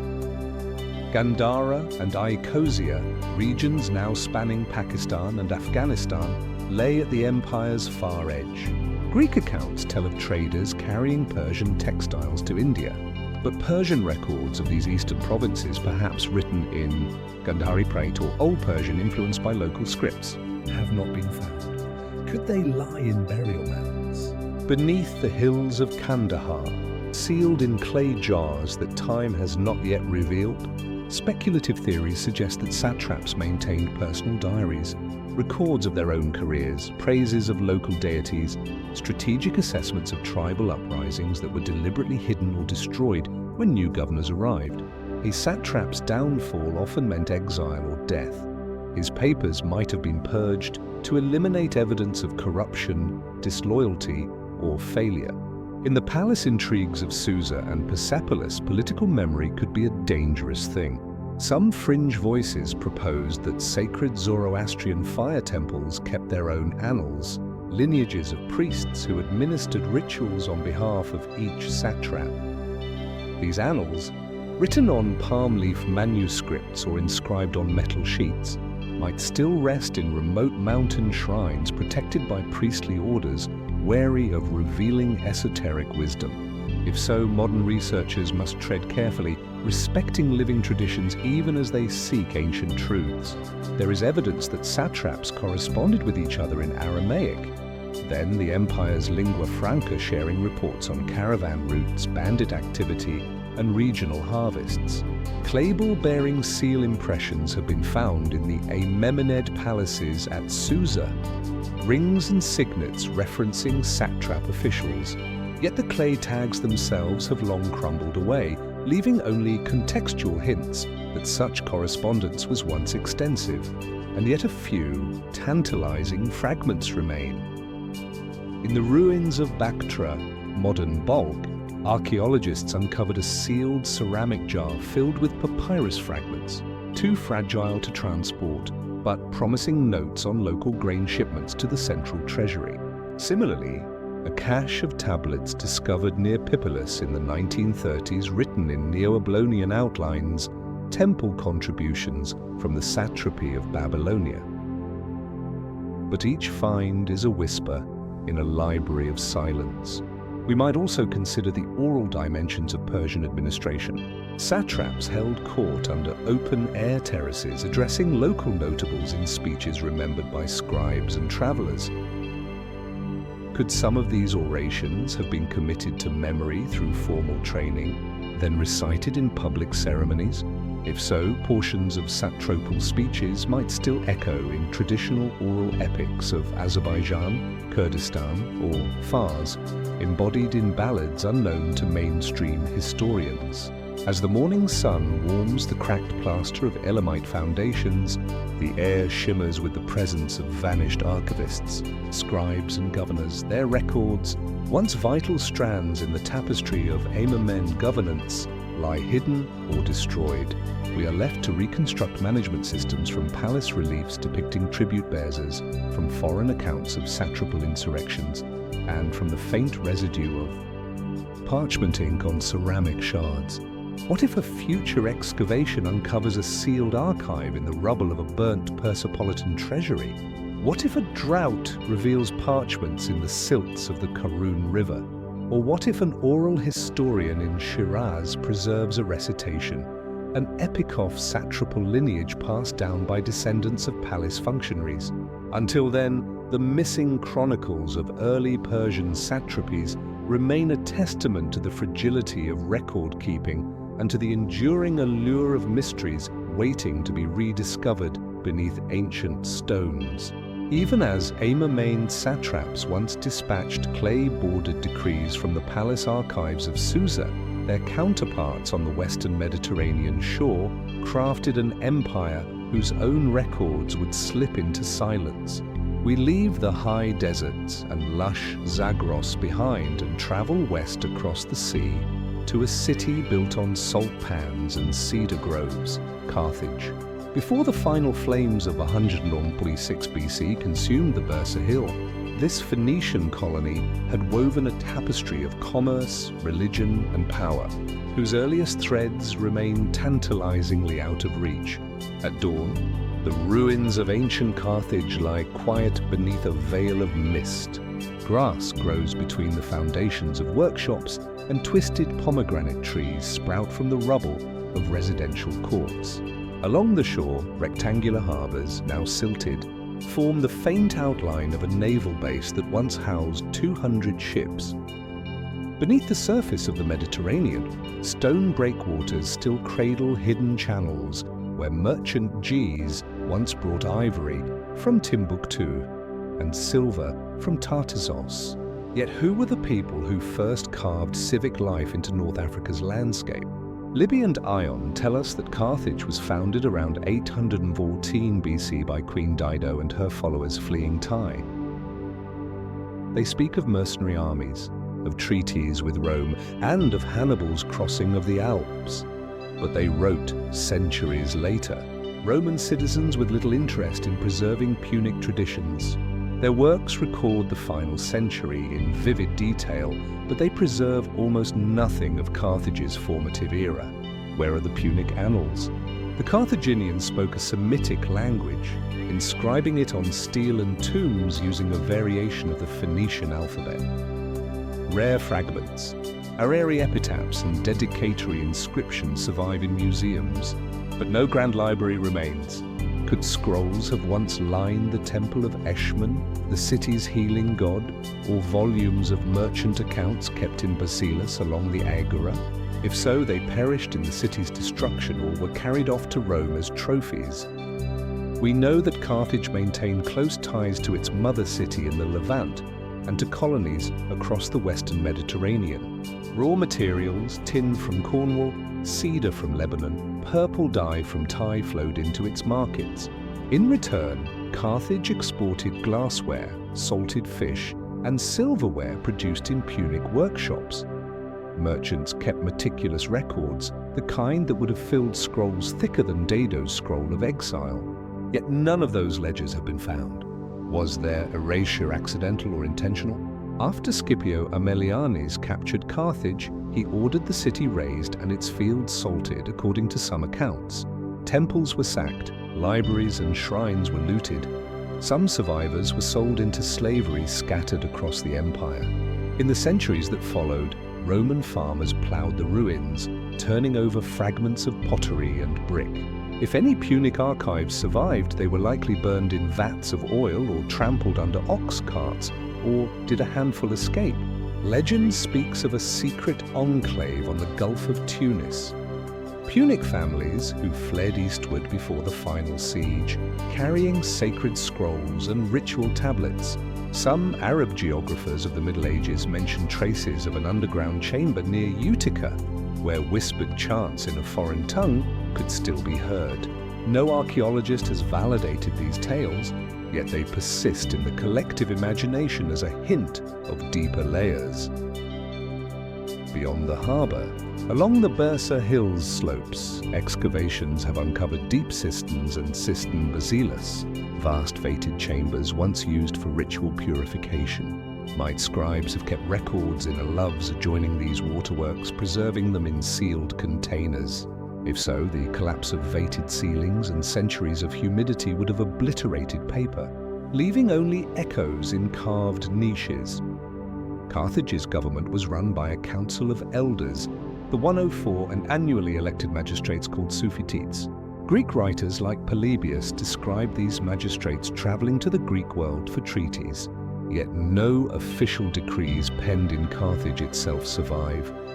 Could they have been recorded in secretariat scrolls stored in wooden chests bound with iron? And if so, why has no trace turned up in North African garbage dumps, sites that have yielded countless amphora shards and coins? Even the coins themselves offer cryptic clues. Silver shekels bear the image of the goddess Tonnet, flanked by symbols of the crescent and the dove.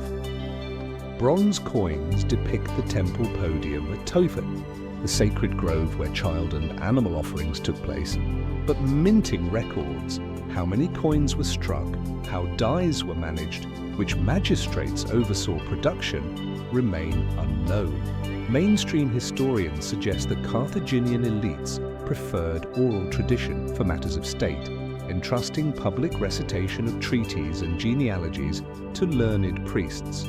This might explain the paucity of texts, but oral recitations typically leave footprints in related cultures. The Romans, who adopted many Punic engineering techniques, never recorded those oral recitations beyond mocking tales of child sacrifice.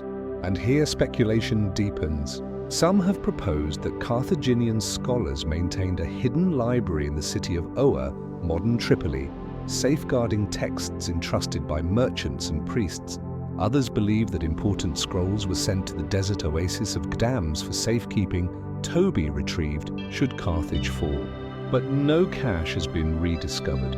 What if the loss of Carthage's archives speaks not only of conquest, but of willful forgetting? The Romans, eager to claim the Western Mediterranean, may have suppressed Punic records to justify imperial sovereignty. Details of treaties, articles that once bound Rome and Carthage as partners might have been erased to portray Rome's aggression as righteous. And what of Carthage's own identity? Without self-authored chronicles, Punic culture survived mainly through architecture and art. Triumphal arches, grand sestiens, terracotta plaques. Yet the inscriptions on those plaques speak only of religious dedications, not of historical narrative. Today, satellite imagery reveals buried foundations beyond known excavation zones.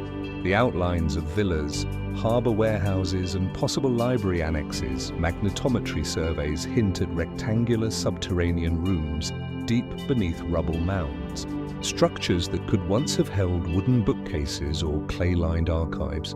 Could a future dig, aided by advanced remote sensing, uncover vaults untouched since the Fourth Siege? Might we at last glimpse the writings of Mago, the Carthaginian agronomist, whose treatise on agriculture was said to rival those of Roman writers? Only fragments of his work survive in Latin paraphrase, but no Punic original. As dawn gives way to the North African sun, wind stirs dust across cracked walls and pomegranate groves. Carthage's vanished records remind us that victory can be as silent as defeat, erasing not only lives, but the very words that define a civilization. Somewhere beneath these layers of stone and memory, the true story of Carthage's rise, its merchants, magistrates, and priests awaits rediscovery. And we are left to wonder what might still lie hidden in the silent depths of Bursa Hill. As the morning sun sets the red dust of Carthage aglow, our path turns northward and eastward across the vast Eurasian steppe, to a land where no stones mark a city, where no library stands amid a marketplace, but where a great people once roamed with a history that has largely vanished. The Scythians, master horsemen, goldsmiths and archers, left behind Koreans, burial mounds filled with treasures, yet almost no written word of their own. Imagine riding across rolling grasslands under a sky so wide it seems to swallow you whole. In the distance, a circular earthwork rises like a solitary wave, a Scythian kerg. Inside, archaeologists have unearthed wooden chambers encrusted with gold appliques, supple leather boots, patterned felt tents, and even the bodies of horses laid to rest alongside chieftains. Tattoos peek from the frozen flesh of Pazeric mummies in the Altai mountains. Pictures of deer, griffins and shamans etched into skin. These artifacts speak volumes about Scythian artistry, spirituality and mobility, yet the accounts of who they were in their own words have evaporated. We rely on Greek sources, Herodotus struck by their fearsome prowess, Ctesias, who recorded fanciful tales of gold-laden treasuries, and Pomponius Mela, who described nomad tents that move like clouds. But these outsiders viewed science through their own lenses, strange, exotic, sometimes barbarous, No Scythian scrolls survive, no Romeo's annals penned in imperial capitals. Did they never write? Or did their records, perhaps bark scrolls, wood tablets, or leather parchments, simply perish under grass, wind, and time? One theory suggests that Scythians used perishable materials for record-keeping. Thin strips of birch bark marked with charcoal or soot tied to their tents as clan totems or worn as charm tablets on bridal reins. In the centuries before mass settlement, such media would disintegrate in the elements. Yet we sometimes glimpse traces of ink in the dark corners of burial chambers, smudges on a wooden box lid, barely visible under infrared scanning. Could these be remnants of Scythian runes hinting at an indigenous script that vanished? The Pizarric Kirans also yielded wooden panels covered in painted narratives, scenes of horse processions, and ritual dances. Were these panels accompanied by textual captions now erased by moisture? Or did they function as visual books conveying sacred lore through imagery alone? If so, the Scythians may have embraced an oral visual culture, privileging storytelling by deed and display rather than by written word. Even so, one expects some linguists to record vocabulary, place names, chieftain titles, pastoral laws. Instead, we piece together the Scythian tongue from loan words in Greek and Persian sources. Savazia, archer, paradisa, enclosed garden, skalota, herdsman, each one a fragment in a vast silent mosaic. How many concepts, astronomical knowledge, tribal genealogies, medicinal recipes were encoded in language we now cannot fully reconstruct? The Amenid Persians administered Scian satrapies to their west, yet deliberately allowed nomadic autonomy, requiring tribute in gold and horses. Persian satrapal records praise Scythian steeds and elite warriors, but make no effort to preserve Scythian narratives. Was this disregard born of arrogance or a pragmatic acceptance that nomadic societies defy sedentary record-keeping? More intriguing are Scythian oral epics. Among modern Kazakh and Kalmyk herders, elders recite tales of the Golden Man, a warrior buried in a kiran wearing a suit of gold-plated armor. This legend, excavated in 1969 at Baral in Kazakhstan, reflects living memory of ancestral rites. Yet the songs that once accompanied funeral feasts, ritualized laments, genealogical chants are now fragmented, recorded only in shorthand by 19th century ethnographers. Could complete song cycles linger in remote communities awaiting rediscovery? Then there are the so-called Scian vaults beneath the steppes, elaborate timber structures found within mounds. In some Kirians preserved by permafrost, organic items survive. Felt bedrolls, wooden chests, even carpets woven with echoes of steppe cosmology. In one chamber, traces of dried pigment suggest murals describing celestial cycles. If Scythians painted star charts on tent walls mapping migratory routes by constellations, those sky maps have been lost to decay. Yet the precision of their pastoral calendar, timing migrations, rituals, and harvests implies sophisticated astronomical observation that only a written or semiotic system could fully support. Some fringe theories propose Scythian contact with Mediterranean seafarers, Phoenician traders engraving treaties on amphora labels, or Etruscan scribes sketching Scian nomad kings in temple fresco. While these ideas remain unproven, occasional ceramic shards bearing Phoenician graffiti turn up in Crimean Kyrans. Could such peripheral notations be the faintest proof of Scythian written exchange? Our greatest source of possible Scythian self-expression may be in the enigmatic tippy poles carved from oak, vertical steel marked by Rowan inlays and animal symbolism, believed to denote tribal boundaries or shamanic dominions interpreted as mnemonic devices. They may have encoded ethical codes and origin myths, but without a Rosetta pole, an artifact providing parallel text in a known script, these memorial poles remain tantalizing riddles. In the absence of their own records, we rely upon material culture. The curvature of a bronze mirror, the line of a golden diadem, the stitch pattern of a felt robe. Each object carries silent testimony to Scythian identity. Hybrid Greek-Scythian jewelry suggests bilingual elites. Imported Greek ceramics indicate tastes for Mediterranean wine. Scandinavian-style brews hint at far-reaching trade. But what did Scythians say about themselves? What did they name the places they roamed? Horseep, Sacred Spring, Eternal Grave.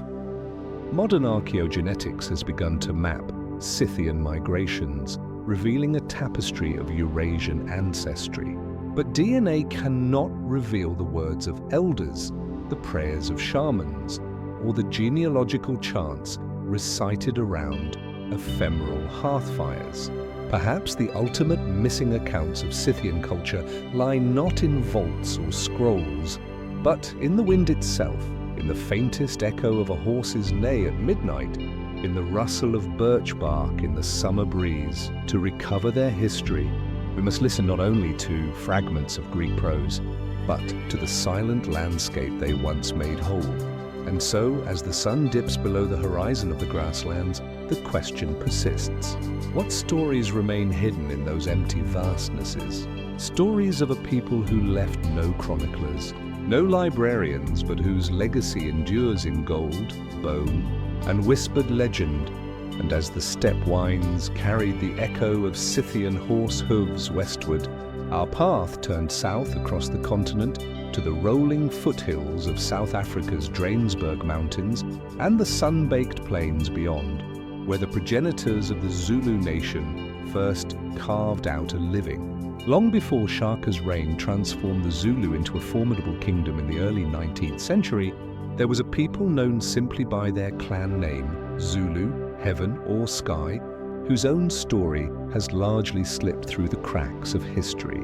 Imagine standing at dawn on a gentle slope overlooking a meandering river, its banks lined with millet fields and groves of fever trees. Smoke curls from a cluster of thatch huts arranged in a loose circle around a central kill where cattle low softly in the morning mist. This was the heartland of early Zulu chiefdoms in the late 18th century. Small, interconnected polities ruled by local headmen bound together by language, custom, and lineage, but lacking any formal written chronicles to record their deeds. What guided their understanding of ancestry, of law, of territorial rights, if not scrolls or stone inscriptions? The Zulu relied on oral tradition, praise poems, izibongo, ceremonial chants, and ritual dances that encoded genealogies and epic events. At births and burials go respected elders, recited names of forebears stretching back generations, anchoring each individual in a living chain of memory. Yet these vibrant performances were never committed to paper. They lived only in the voices of a few, vulnerable to interruption. Then in the early 19th century, Shaka emerged, a charismatic war leader who, according to accounts by European missionaries and colonial officials, reshaped Zulu society through military innovation and centralization. But by the time these external observers began to write, much of the Zulus' earlier history was already fading.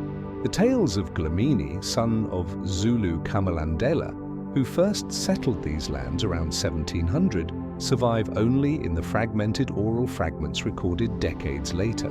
Why do we know so little of the Zulu before Shaka's rise? Some suggest that small-scale chiefdoms focused on pastoralism and shifting millet gardens had little incentive to develop written records.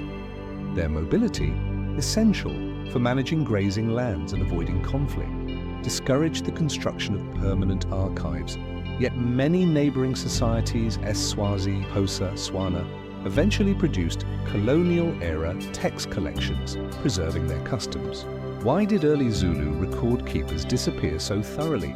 Could their records once have existed in perishable media, bark cloth, ostrich eggshells, or wooden tablets now lost to termite and rot?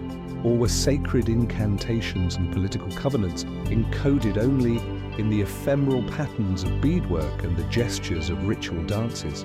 Missionary diaries from the 1830s offer tantalizing hints. At mission stations like Wamandi and Port Natal, European clerics noted Zulu visitors bringing bundles of papers, possibly letters from rival chiefs or land agreements penned on English-style stationery. These documents rarely remained in Zulu hands. Most were confiscated, burned, or dismissed as invalid under colonial law. What political correspondence and royal decrees might have vanished in those fires, leaving gaps in the Zulu archival record? Further intrigue arises from the rock art scattered across the Drakensberg Escarpment.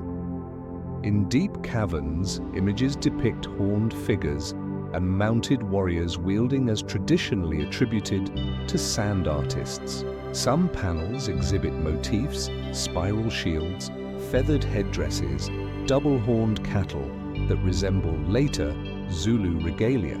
Were these artworks early visual chronicles of proto-Zulu clans, or do they signal cultural exchange between pastoralists and hunter-gatherers, a blending of traditions now lost to time?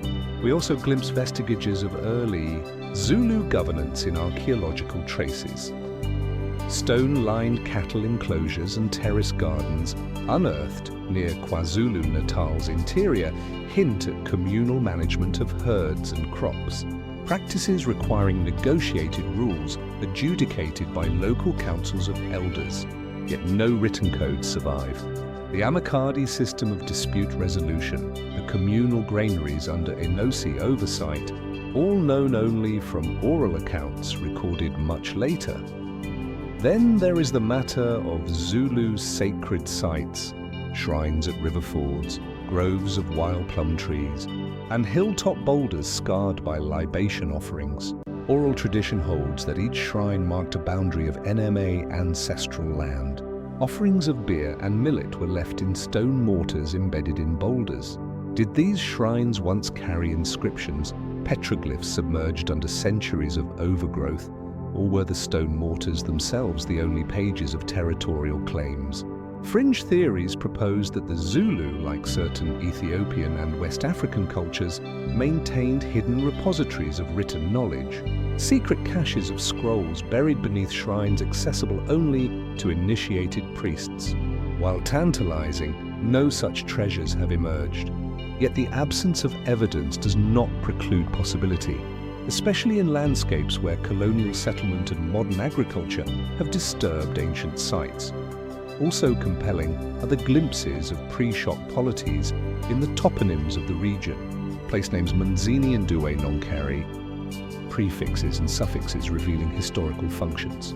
Place of waters, place of the buffalo, place of round huts. Linguists trace these to Protoon roots, suggesting that the Zulu language crystallized here earlier than the documented founding of the Zulu nation. If so, the region's earliest socio-political landscape, mapped in oral mnemonic devices, awaits fuller reconstruction. Historians have also examined genealogical charts of Zulu royalty, noting chronological gaps and conflicting lineages. Chiefs like Fakato and Mba, predecessors of Senzangakuna, Shaka's father, occupy uncertain positions in the lineage. Was this due to deliberate erasure by Shaka's regime, streamlining the narrative to legitimize his ascendancy, or did the disruption of colonial wars and the Mfecane period of upheaval in early 19th century lead to the loss of oral traditions, narrowing the focus to the figure of Shaka himself? Even the renowned Inaba Kandoda, Hill of the Men, a site where early Zulu councils convened, bears no inscription. Travelers describe summit caves where laws were proclaimed, yet the boulders remain blank, silent witnesses to gatherings that shaped clan alliances and land divisions. So we stand on these slopes, scanning the low stone wall of a crawl foundation, listening for echoes of praise singers, peering into cave mouths where rock art glimmers. We sift fragments of missionary letters, oral transcripts, and folk songs recorded in colonial archives. We read the soil for traces of cattle enclosures, the petroglyphs for hints of shield patterns, the place names for clues to lost boundaries, And we ask, what memories lie buried under the thatch of ancient kraals? What stories did the Zulu muster before their chronicles fell silent in the swirl of Shaka's rise and colonial conquest? And where amid these eucalyptus-scented hills might the missing pages of Zulu history yet be found, waiting patiently to reclaim their place in a landscape of memory? From the mist-cloaked dunes of the Sahara to the rolling grasslands of Zululand, our journey through missing histories now brings us to the cradle of civilization itself, the alluvial plains of southern Mesopotamia. Here, between the Tigris and Euphrates, lie the sun-baked remains of cities once ruled by priest-kings, their temples towering as monuments to divine authority. Yet for all the clay tablet fragments unearthed at Urugu and Neper, entire libraries of municipal records, legal codes, and literary epics have vanished without a trace. Picture yourself standing before the great Whitewashed ziggurat of its weathered mud brick, tears once gleaming under a clear sky reach toward heavens. Once thought to echo with the prayers of high priests, at its base, a scattering of broken shards and eroded bricks marks the outlines of administrative quarters where scribes copied royal decrees onto wet clay. Nearby, an abandoned courtyard lies ringed with the collapsed remains of storage rooms, chambers that may once have held sealed jars of tablets chronicling grain distributions. Labor rations and temple offerings. What stories were lost when those chambers crumbled? We know that by 2100 BC, during the III period, the Sumerian state maintained thousands of clay tablets recording everything from livestock counts to apprenticeship contracts. These tablets, some baked in kiln fires, others dried in the sun, formed the world's first bureaucratic archives. Yet only a fraction survive. Many were deliberately broken and reused as brick ballast in subsequent constructions. Others were looted by invading Elamites or buried in defensive ramparts, their fragile edges ground to powder. How many grain ration lists, census roll calls, and marriage contracts disappeared in such debris? Further north at Nippur, the holy city devoted to Enlil, archaeologists discovered temple libraries with beautifully inscribed hymns and astronomical diaries. These served as reference works for generations of astrologer priests who charted their movements of Jupiter and Saturn. But layers of flood deposited silt and centuries of Ottoman era brickmakers repurposed the sun-dried tablets for kiln linings. Modern excavation can only glimpse the uppermost few layers of these archives, leaving the deeper stacks lost forever. Could texts detailing Sumerian cosmology, the Enuma Elish creation epic, or early versions of the Gilgamesh saga remain out of reach? Buried beneath rubble we have yet to uncover. In Uruk, where Gilgamesh himself was once worshipped, the great Ayana precinct held administrative offices filled with tablets noting trade with the Indus Valley and shipments of cedar from Lebanon. Traders from beyond the Persian Gulf may have delivered exotic shells in exchange for barley, yet the precise details of those exchanges vanish in the haze of millennia. Scholars reconstruct them from scattered references in later Old Babylonian copies. But the original Uruk accounts, tallies scrolled in Samrian pictographs, are gone. Why did the Samrians, pioneers of writing, not preserve their own chronicles more robustly? Mainstream historians point to the relentless cycles of urban abandonment and rebuilding that characterized southern Mesopotamia. Each new dynasty leveled city walls and reused building materials, often crushing underlying archives. Earthquakes, salinization of soils, and changing river courses further inundated low-lying settlements. In a landscape defined by impermanence, written records in clay might have seemed expendable. But might there have been efforts to protect them? Ancient letters mention sanctuaries at Eridu and Bad Tibira, rumored to contain secret caches of royal annals. Temple scribes spoke of vaults sealed with cylinder seals, accessible only by high priests during sacred festivals. Could these vaults survive beneath layers of debris, latent time capsules awaiting rediscovery? In the 19th century, The German archaeologist Hermann Hillrecht speculated about a library of the palaces at late nursery sites whose heavily baked tablets might still lie in stone-lined basement too deep for early excavations to reach. More recently, ground-penetrating radar surveys at TCU have hinted at subsurface cavities that align with the dimensions of administrative halls. If those voids once housed sealed jar cases of tablets, they might yet yield entire folders of unpublished records. What might we learn if an intact cache emerged? Contracts detailing the lives of ordinary laborers, petitions from farmers protesting temple taxes, or diaries of scribes chronicling daily life. Beyond speculative caches, the fate of Sumerian literature itself remains clouded. We possess 12 tablets of the lament for mourning the city's fall, but references in later texts suggest there were dozens more laments for Kishiridu and composed by temple poets. Similarly, we have partial Sumerian school exercises in wax-coated boards that might have taught multiple genres of writing. Were these part of a broader curriculum including historical textbooks now lost?